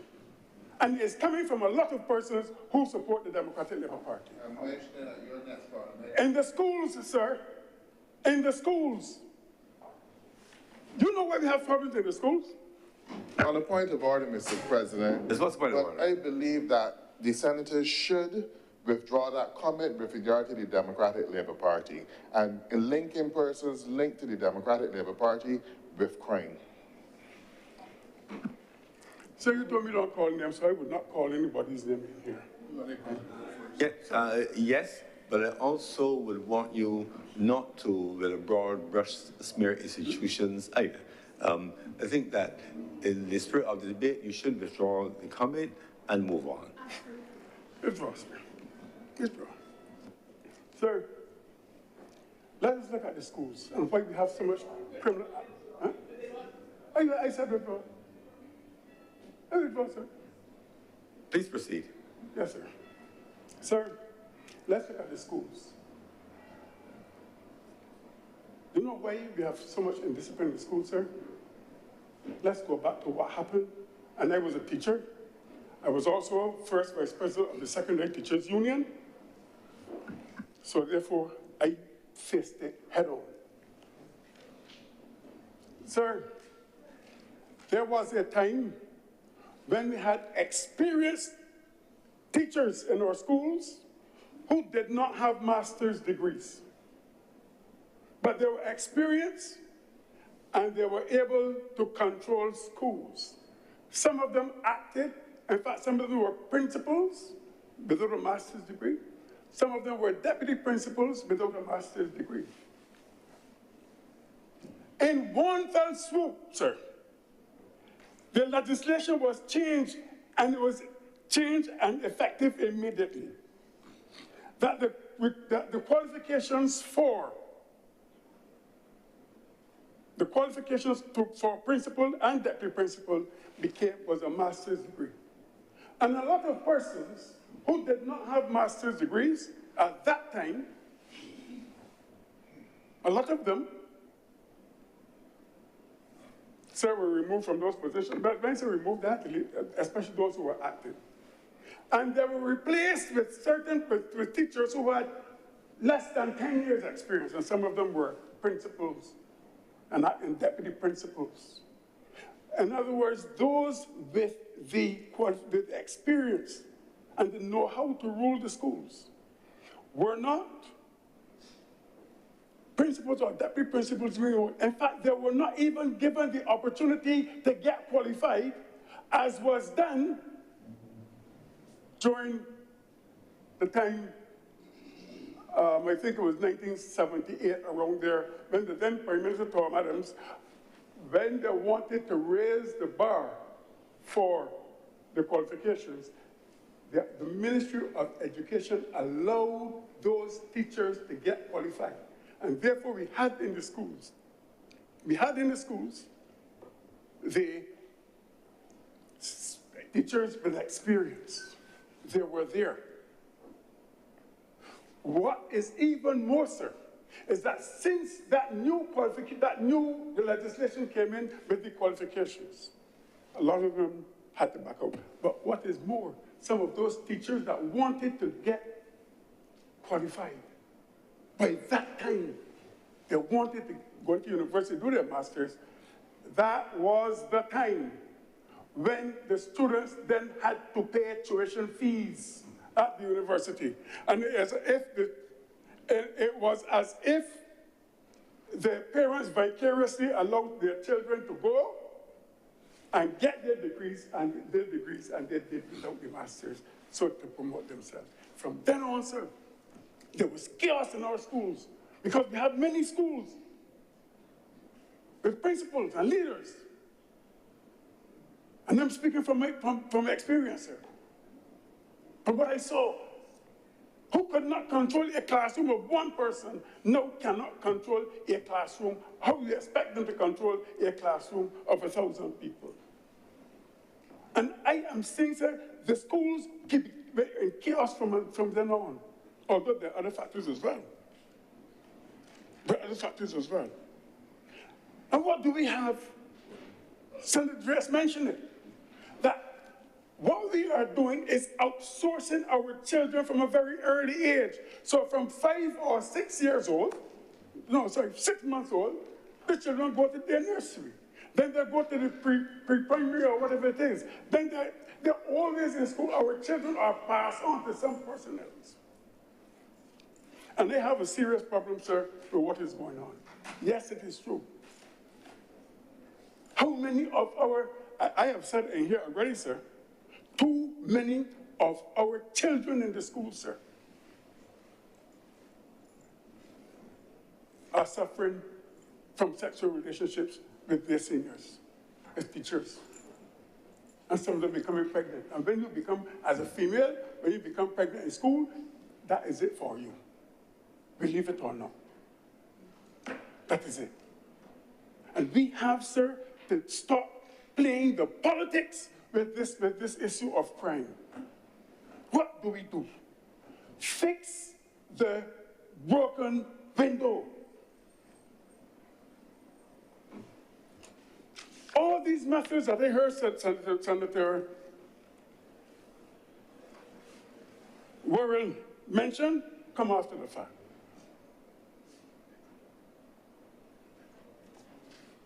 So, one of the things that presents itself is, and they're constantly doing it, is the common entrance examination. Too many of our students in the schools are left outside the circle when it comes to that. And a lot of them are taking on criminal activity. When we look around, and see so many of our children, over 2,000 every year, who feel that they're left out of the system, that is a cause for concern. Yet, we do not want that those who are opposing educational transformation, one that includes all, one that gives everybody the benefit of a benefit to move on. But that needs to be addressed. The other thing is, what the government is doing too, is that the government has a lot of programs going on. I think one is Coursera, and the other one is ITI. All of these are free, and some of our children should be coaxed into doing these kind of programs. So don't ask what the government is doing. We also have to ask what we are doing, because it's a sociological problem. However you look at it, it is a sociological problem. And therefore, sir, rather than looking for solutions after the crime has been committed, because, sir, when we consider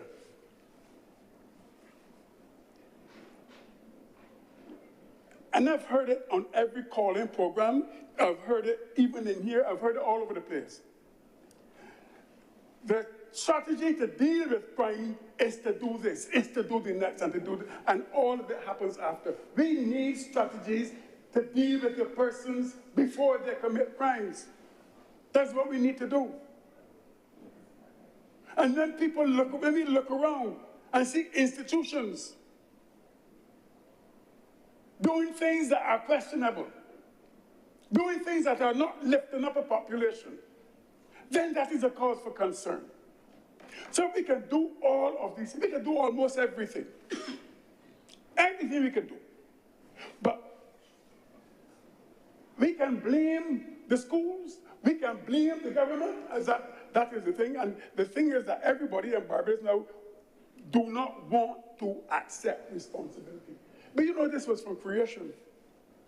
You know this was from creation, sir. Not creation story about Adam and Eve. It was accepting responsibility. Being accountable. Not with nobody eating an apple and all kinds of foolishness, sir. It is about accountability. Not me, it is the government. Not the government, it is the international institutions. So we continue to blame and blame. So it's the criminal now in Barbados, oh, the government, as though the government lives in the house with these persons. And you heard Senator Drexler mention all those things that go on in the house. We mentioned all of them, we've heard all of them. The time has come for us to, you know what, look inward sometimes. What can I do to solve the problem in this country? What can I do? What can you do, sir? What can Senator World do? What can all of us in here do? What can the wider community do to assist in this problem? but we are blaming hither, thither, and yon. And we have people in our society, sir, that are perpetuating this crime that all can see. So when they say so, if there's one thing nobody accuses me of, it's telling a lie. They may call me other things. And the most of them is controversial. Huh? Or they call me controversial. They call me out, but they cannot call me a liar. And that means, therefore, that there's trust. When you are honest with people, people trust you. And therefore, sir, with these few controversial words,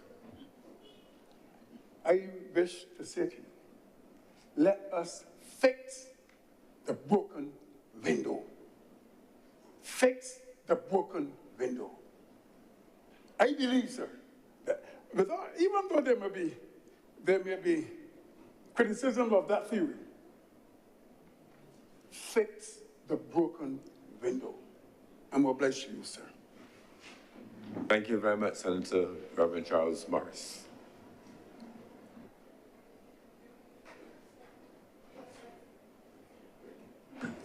Senator Kevin Boyce. Thank you, Mr. President. I just left another place where you had to preface your arguments with authorities.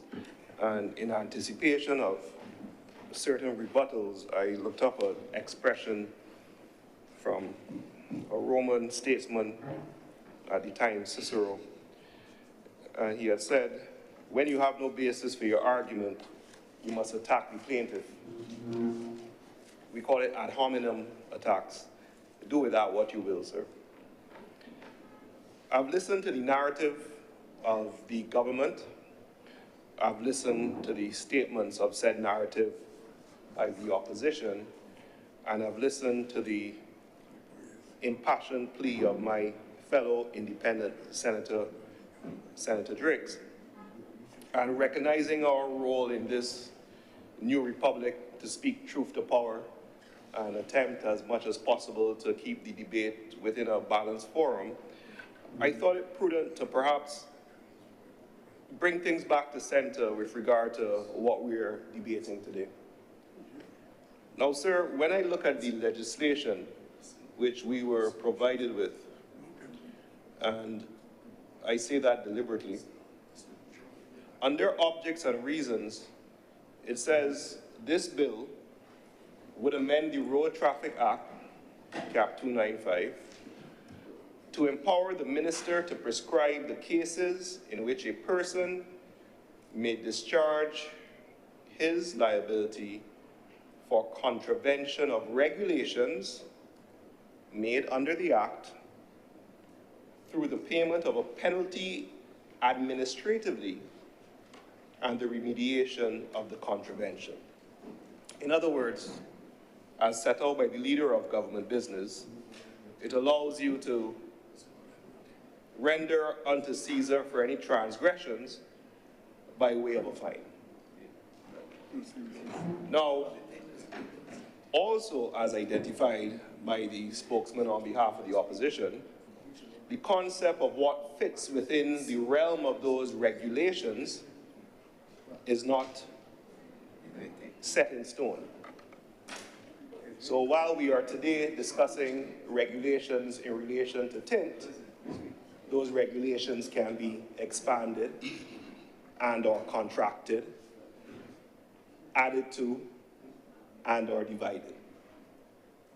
So perhaps we are having more of an esoteric approach, and maybe it's more of a narrative where we're saying, look, we're moving away from criminalizing certain aspects of road traffic issues to seeing how we can deal with these issues, but also utilizing a mechanism which allows there to be a pecuniary benefit to the state. In other words, you get money. Maybe that's it. And somehow this debate has taken on a national import by being attached to the issue of crime prevention. And I don't think that anyone listening or anyone in this chamber would doubt the ability of this government to shape a narrative.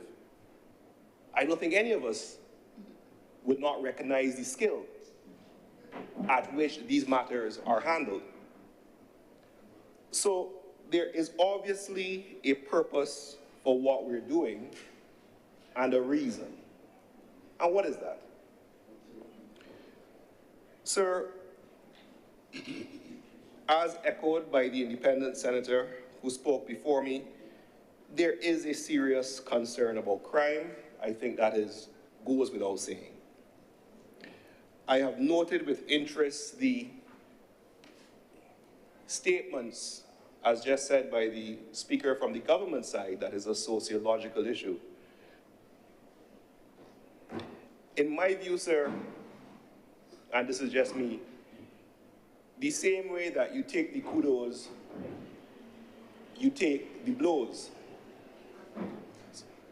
In other words, you win some and you lose some. The government can say that we ought to be commended for our progress with regard to the economy. By the same token, the opposition ought to be able to say the government should be condemned with regard to the crime situation. In my mind, you can't have it both ways. The attempt at what we're doing is to have a debate, though, about this piece of legislation and how we encompass these different perspectives. Crime and violence, sir, was a political rallying cry that was decried when it was first made. The same way when the current Prime Minister raised the issue of CLICO and insurance regulation, it was decried. And what we see here in this chamber is that what starts off, I think there's a statement about the first time an idea is made is ridiculed, then is accepted, and then is lauded. What starts out being something that's jeered and mocked, after a while, suddenly becomes accepted as a truism. What we're dealing with, though, is the current reality. The issue of tint, to me, is a non-issue. If the government wants to regulate tint, regulate tint. That's within the ambit. You were given that mandate by the populace of Barbados. If it is stated that the police want the reduction of the tint to allow the crime prevention efforts, there is no red blood Bajan who has an issue with that. We are still at the core a society which derives itself from a plantocracy in a situation where people would tell you if the police come wrong here, what you are doing for them to come wrong here. So we still have that built in. So I don't think anybody has an issue with regard to the tint or the government or the police saying that this is necessary to prevent crime. I think what the issue is, Mr. President, is that it has become conflated, and it then presents a scenario where if it is said that crime is a sociological or familial or some other type of issue which is outside of the remit, it then causes that conflict of ideologic, what are you doing, how is this responsible, why are you not dealing with it? For me, sir, I'm limited in my contribution to the road traffic issues. If we're talking about the Road Traffic Act, we should be talking about some of the issues which continue to plague all of us in relation to road traffic. We passed legislation to allow the inspectors on the minibuses, correct, sir? Sorry, I shouldn't be questioning you. We passed, Mr. President, you would recall, I just left another place. You will recall, Mr. President, that we passed regulation to allow inspectors on the minibuses. Has there been any data provided to see what fruits that has borne? Has there been improvement in terms of the conduct? What are the continued steps and pressures that we need to put on the ZRs? It is quite clear that they continue to do as they like. You can't talk about road traffic without dealing with that. And I've heard other speakers mention it. Sir, we cannot talk about road traffic without talking about the situation of the congestion which occurs outside of fast food places. especially in Oistins, when people stop to go and line up and buy their fast food, which should be an issue for all of us. There's a previous champion who was here, but she's no longer here, where people stop to line up to go and buy the fast food and block the road. And it leads to congestions. And the owners of the fast food establishments, is there responsibility on them? I don't know. Is there responsibility on the persons who are waiting to get in and block up the road? I don't know. But these are the type of issues that we have to deal with. Sir, we cannot talk about road traffic issues without dealing with the potholes. I traverse the road, I shouldn't be telling tales if we're talking about crime and things, but I traverse the road between Bannatynes and St. David's almost daily. And sir, I'm not a speeder, I'm a cruiser. And they have fellas who come in on that road seeking to avoid the potholes / transitory inconveniences, which is a term which was attributed to a former prime minister, which is actually a legal term. Justice Hoffman was describing it, sir. But I digress. Persons, when you're driving through these back roads, swerve to avoid the potholes and could lick you up. Yeah. We can't talk about road traffic without dealing with these issues. So while there's this whole debate about tint and road traffic, these are some of the pressing issues which the public of Barbados continue to face. So let's give the government all the support they need, and I would encourage the government deal with this. This is low-hanging fruit. I don't think there's any Barbadian who would have an issue if there's a clamp down on these ZRs. I ain't asking you. I tell you. I don't think there's any Barbadian who would have an issue dealing with the congestion or dealing with the issue of potholes. So we could deal with tint, no issue, but let's deal with all these other things as well. But in terms of the tint, sir, my statement is this. The enforcement of the regulation has to be properly managed. The machines that the police officers will be given have to be properly distributed and regulated, and the training. Because we are going, I'm not asking you, sir, we are going to have issues when it's rolled out with how it's measured, who doing the measurement, what angle he doing the measurement, if the machine was calibrated, I am not asking you, sir, I'm telling you past experience. Right now is an eye test where you come out by the junction, you see the gentleman waiting for you to see who's doing their rolling stock, you get pulled over and you get your indication. The ability to check, to ensure that it's done properly, sir, is key. The government says it will be doing an educational program.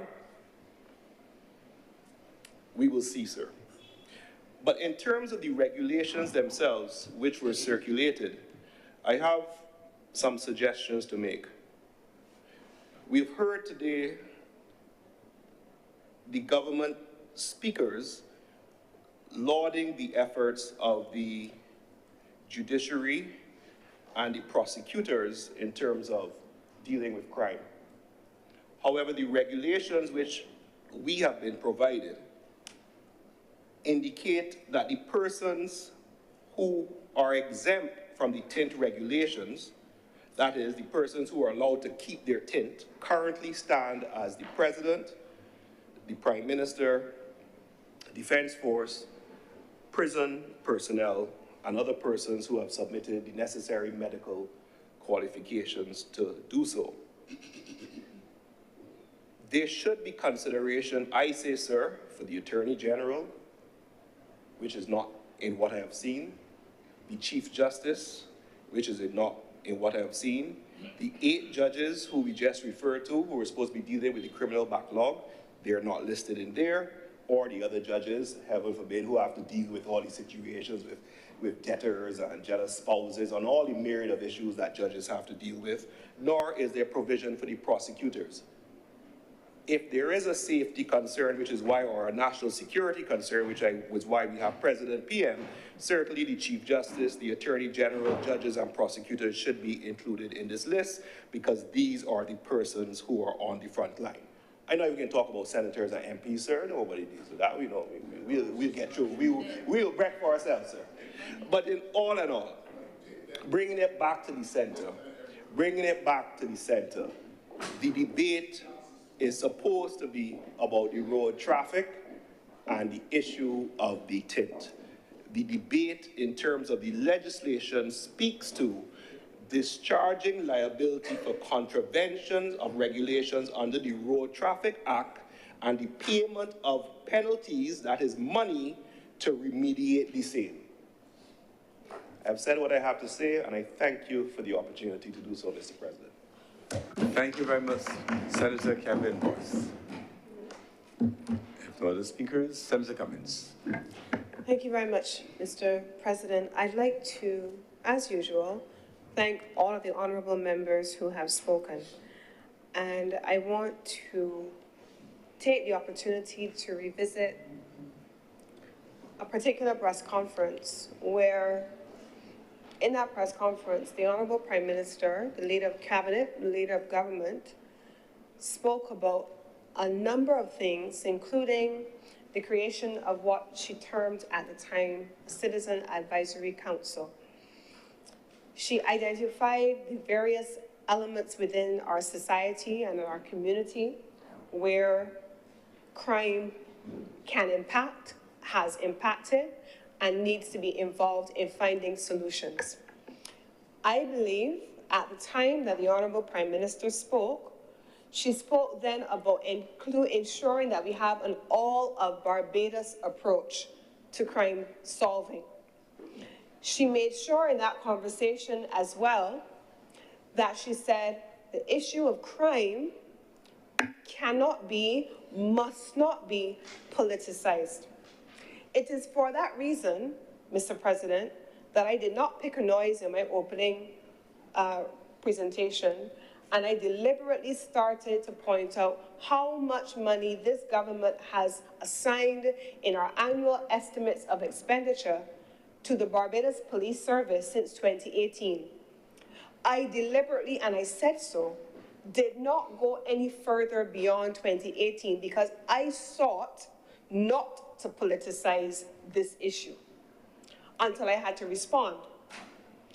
But because at that time in the press conference, the Prime Minister pulled together citizens and representatives from diverse parts of the country, teachers, community activists, business people, law enforcement, and persons who, as one Barbados, could come together and find common solutions to a common problem. She said so in that press conference, Mr. President. She said at the time publicly that because she did not want to politicize this matter, she wanted also to invite a representative of the opposition to sit on this because it ought not to have been politicized. To date, that offer has not been taken up. And she's been very clear on these things. There are certain issues, whether it is education, transformation, if it is on matters relating to crime, that we as a people have to tackle the solutions together. They're not to be sacrificed at the altar of political expediency. And I want to take the opportunity then today to call on the members who were invited to take up their seats on the Citizen Advisory Council who have to date not done so or designated a representative to come and be a part of the solution and stop shouting across the way at the government about what everyone else should do. Come and be a part of the solution. If I remember correctly, Mr. President, I remember, because there's precedent for this, when we were having economic issues in the pre-2018-ish era, the then leader of the opposition, as she was then, called on the government to establish what she described as a council of elders to solve the fiscal and the financial and economic problems that Barbados was facing. Even in opposition, she felt that there were certain issues that ought not to be politicized. And as an opposition leader, she wanted to participate. And she said, we are willing to sit with you and to bring together the wise men from all over, wherever they are, and to agree on commonly found solutions for our country, not some and not others, for our country. And as Prime Minister, she did the same thing with the Citizens Advisory Council. In this honorable chamber, I believe that there are a few of us who have served in this chamber since 2018. We also remember that there have been sessions where we have come with the Attorney General, with the Commissioner of Police, as he was back in 2018, and we had full presentations to the Senate members on issues relating to crime, Mr. President, and on issues relating to legislative amendments, specifically those that required a 2/3 majority. We have always taken a consultative posture and an all-embracing posture on certain matters, and crime is at the top of that list. Let those who have ears hear. Whether it is in opposition or in government, there is a way to conduct the affairs of men that does not reject the idea that there must be an approach to Barbados that sends a message to those who we lead that solutions are not found in the bosom of others, but they're found in our own bosom, collectively and together on key issues that affect us. Now, Mr. President, I want to take just a few moments to respond to some of the queries that were raised by the honorable members. Now, Senator Worrell raised a number of issues, and I agree with him on police orders being respected. In fact, in my own presentation, I opened by saying that we wanted to make sure that Barbadians understood that you have to respect the lawful orders of police. I opened by saying that I myself have witnessed that extensively over the last few days, especially about Barbadians completely disregarding. Senator Boyce, in his contribution, spoke about the behavior of ZRs, and we have come to this chamber and made many amendments to legislation, including road traffic amendments, to address the issues of indiscipline on our roads. So it is an issue that all of us can get behind readily. Now, Senator Worrell, in speaking about community engagement, raised the fact that we have the Police Boys and Girls Club on Bay Street and asked why these things did not happen elsewhere. Now, I'm glad that he asked that question because, and it always happens, Mr. President, and it's really not intentional, Senator Paris, and I wear my Rotary pin with pride, but at that Boys and Girls Club, every Saturday for 12 weeks, I think it is, twice a year, we run a program in collaboration with the Juvenile Liaison Scheme, with the Barbados Police Service, and with the Probation Department. And all students, we have kids that come in from 9 up to teenage years, and they come in and they do programs if they are encountering the law already, if they've already started to get into trouble.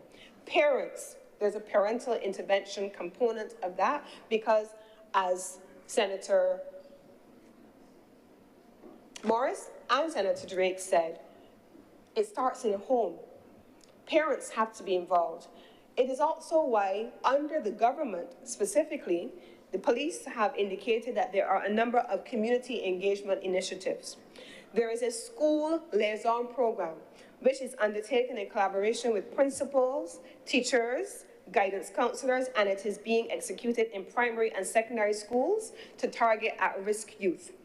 There have been a number of case conferences which have been convened by the Barbados Police Service. They have been included at several secondary schools, and I can see, I don't want to call the names of the schools here, but I can see at least 5 schools listed that the Barbados Police Service has hosted case management conferences. We are talking about road traffic, yes, and there is a program for road safety, and it is underway with the Barbados Police Service in primary schools across the country. There's a program called The Crossover. The Crossover is presented to Class 4 students in preparation for their transition from primary to secondary, and it focuses on a number of things, including decision-making, peer pressure, self-esteem building, and the age of criminal liability. The police is involved in all of these activities across the country, not just in Bay Street at the Boys and Girls Club. They also have, Mr. President, a reading day. This is something that they do. They go into the schools to build relationships with the kids. And I can see the schools that they're listed here. This initiative fosters literacy development, critical thinking, and student engagement, while also strengthening community relations between law enforcement and young learners. There's a specific program for the care of the elderly, Mr. Chairman, Mr. Speaker. It talks about collaboration with various elderly care homes, where the community officers have been engaging and entertaining and partnering with persons in the elderly care community, and a special outreach to ensure that they have access to the persons who live alone in the elderly community. There is a business alert program. All of this is under the Barbados Police Service as community engagement, Mr. President. It was established in collaboration with the stakeholders and business owners to ensure that there is an enhancement of security awareness, and crime prevention strategies. There's youth outreach and intervention. There's the King's Trust program. There's the police enrichment time program, the crime prevention through environmental design program, and the list goes on. So just because we drive up Bay Street and we see the Boys and Girls Club, it does not mean that that is the only program that the Barbados Police Service is running in our communities. That is notwithstanding the outposts, that is notwithstanding the patrols that the police are undertaking. There are any number of activities that the Barbados Police Service is undertaking, Mr. President. So I want to assure Senator Worrell, through you, Mr. President, that there is so much more happening with community policing than that which we see at Bay Street. Senator Drake's presentation, there's very little, if anything, that Senator Drake said that I could take issue with. We want to ensure that we are sending the right messages to all segments of community. And the fact of the matter is, nobody can tell me how to feel, or you, in your own home, based on your lived experience. And the fact of the matter is, as much as the government has invested in the police service, in crime prevention, because there is an entire crime prevention program, as much as the government is investing in the One Family program to address the issues of sociology and family and community and dysfunction that has been raised, there are still these issues that will persist. And people have to be able to feel how they feel about it. And that's okay. And they have to be able to say how they feel about it. That's okay too, Mr. President. But I want to focus, just as I close, Mr. President, on the question of the family unit. I have a daughter, and I think I've said it in here before. It is not the responsibility of anybody to raise my child for me. It's my responsibility. If I am not a responsible parent, if I am not a parent that is setting an example, then my child will become a mirror of me when they go out into the community, when they walk down the road, when they go into somebody's classroom. Mr. President, I went to St. George Primary School. My mother worked at St. George Secondary School. My mother was the school secretary at St. George Secondary for all of my life. You know that I couldn't even get below a certain mark in my class because my teachers were going to complain to my mother. I would always be in trouble. I got more licks in primary school, never for bad behavior, but always for my work. And before I could get home, the teachers were calling my mother. That's the truth, because they work within each other, within the proximity of each other. If I stopped short on my way from St. George Primary School to St. George Secondary School, my mother would know. I never did, Mr. President. I was always a responsible student. But more importantly, by the time I became a parent, I told a story yesterday to one of my staff members. We were having a meeting. My daughter was probably around 14 in secondary school. And there was this child who had been bullying and taunting her for a long time. She was too great. She was too this. She thought she was too this. She thought she was too that. And every day, this child would terrorize my child. And one day, it came to head. You know how children can be? And this girl was in her face. I don't let you, I don't let you feel you this. And my daughter told me that as she stood there with all of these children in her school cheering them on, because children want to see a fight, they want to see how she's going to respond. What she heard in her head was, my mother tell me, if the school ever call her down here for me, she gonna make me shame. That's what my child remembered. And it was at the time that Lil Rick had a song, I Like Myself. And my child said she remembered the song in that moment. And she said to the girl, don't let me, but I like myself. And she walked off, and the kids chanted, and they were quite excited. But she walked away, not because of anything other than the fact that the dominant voice in her head was her mother who held her feet to the fire. Parents need to hold their children to the fire and be the dominant voice in their head positively. Not because you think that your parent will come and curse the teacher or beat the teacher or make a scene at the school. That is not parenting. Not because your parent is going to come and defend wrongdoing. Not because your parent is going to back you even when you're 100% wrong. Because those are the scenarios where if you don't learn right from wrong in your household and your parents don't hold you to account, no matter what legislation this government or any government puts in place, you will encounter the police at some point in time in life, and this is what we're trying to avoid, starting in our households. The idea has to be to stop children from having to encounter police unless something goes wrong. And when they have to call the police, they should have no difficulty with encountering the police because they have not run afoul of the law. That's really what we're here for. That's what we as leaders are responsible for. That's what we as professionals are here for. That's what we as business people, especially on the independent side, are here for. That's what we as doctors and lawyers and community leaders and advocates and priests are here for. That's what we as government are here for. That's what we as the opposition are here for. And that is what we as parents, aunts, uncles, grandparents, all are here for. That is the focus, Mr. President, of an all-of-country crime prevention strategy. Today, what we're talking about is a road traffic amendment to ensure that we can lower the depth of tint on windows in vehicles to empower and to protect the police of this country in the execution of their duties and responsibilities. And it has been made at their request. If the police came and asked for additional equipment, as they have done, this government has responded in the affirmative. If the police came and said that we need to have more posts created because we are short on numbers, that's what this government has done. If the police came and asked, as they did, for the issues of special constables to be resolved to help add value to what they're doing, then that is what this government did. If the police came and said that they wanted cameras in different areas so they could have policing and have eyes, that is what this government has done.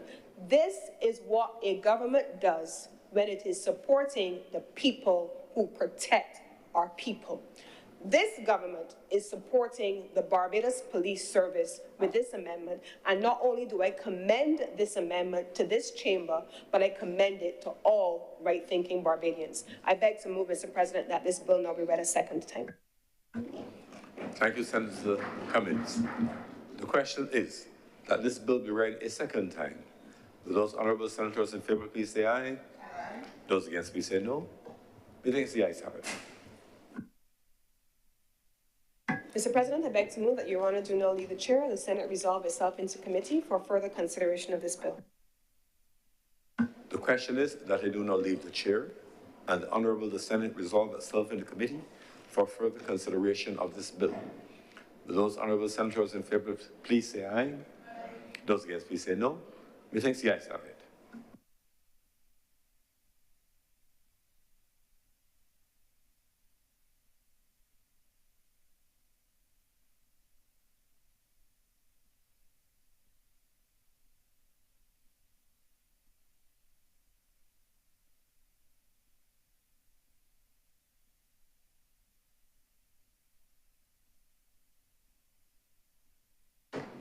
The Honourable the Senate is now in committee. Clause 1. Madam Chair, I beg to move that Clause 1 do now stand part. The question is that Clause 1 do now stand part. Will all honourable senators in favour please say aye? Those against, would you please say no? The ayes have it. Clause 2. Madam Chair, I beg to move that clause 2 do now stand part. The question is that clause 2 do now stand part. Will all honorable senators in favor please say aye? Those against, would you please say no? The ayes have it. Madam Chair, I beg to move that you do not report to His Honor the Chair, the President of the President, the passing of one bill in committee. The question is that I do now report to His Honor the President the passing of one bill in committee. Will all honorable senators in favor please say aye? Those against, would you please say no? The ayes have it.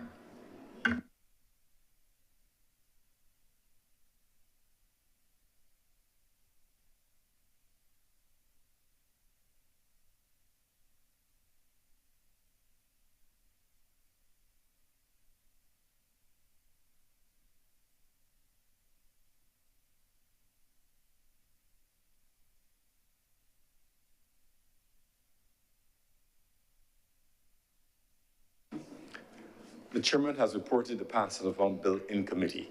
Senator Cummings. Mr. President, I beg to move this bill now be read a third time. The question is that this bill be now read a third time. Those honorable senators in favor, please say aye. Aye. Those against, please say no. I think the ayes have it. Mr. President, I beg to move that this bill do now pass and be cited as the Road Traffic Amendment Number 2 Act of 2025. The question is that this bill do now pass and be cited as the Road Traffic Amendment Number 2 Act 2025. Will those honorable senators in favor please say aye? Aye. Those against please say no. I think the ayes have it. This bill is now passed and so cited. Mr. President, I beg to move that this sitting of the Senate now be suspended for a lunch break and to reconvene at 2:45 p.m.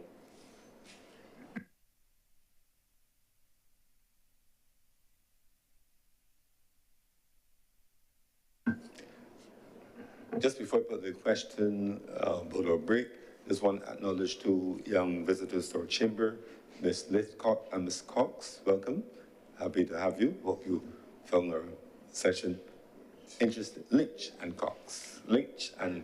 Lithcott and Lynch. Lithcott and Lynch. My apologies for getting your... And they are in service students they are still? Yes. Clark Gittins and former guest of Senator Kevin Boyce. They see the many dimensions of their principle as well as the many useful ways in which the study with the profession of law can be helpful in public policy and practice. And you can feel free to ignore some of the comments that are aside. Pay attention only to the official speaker at the time. So welcome.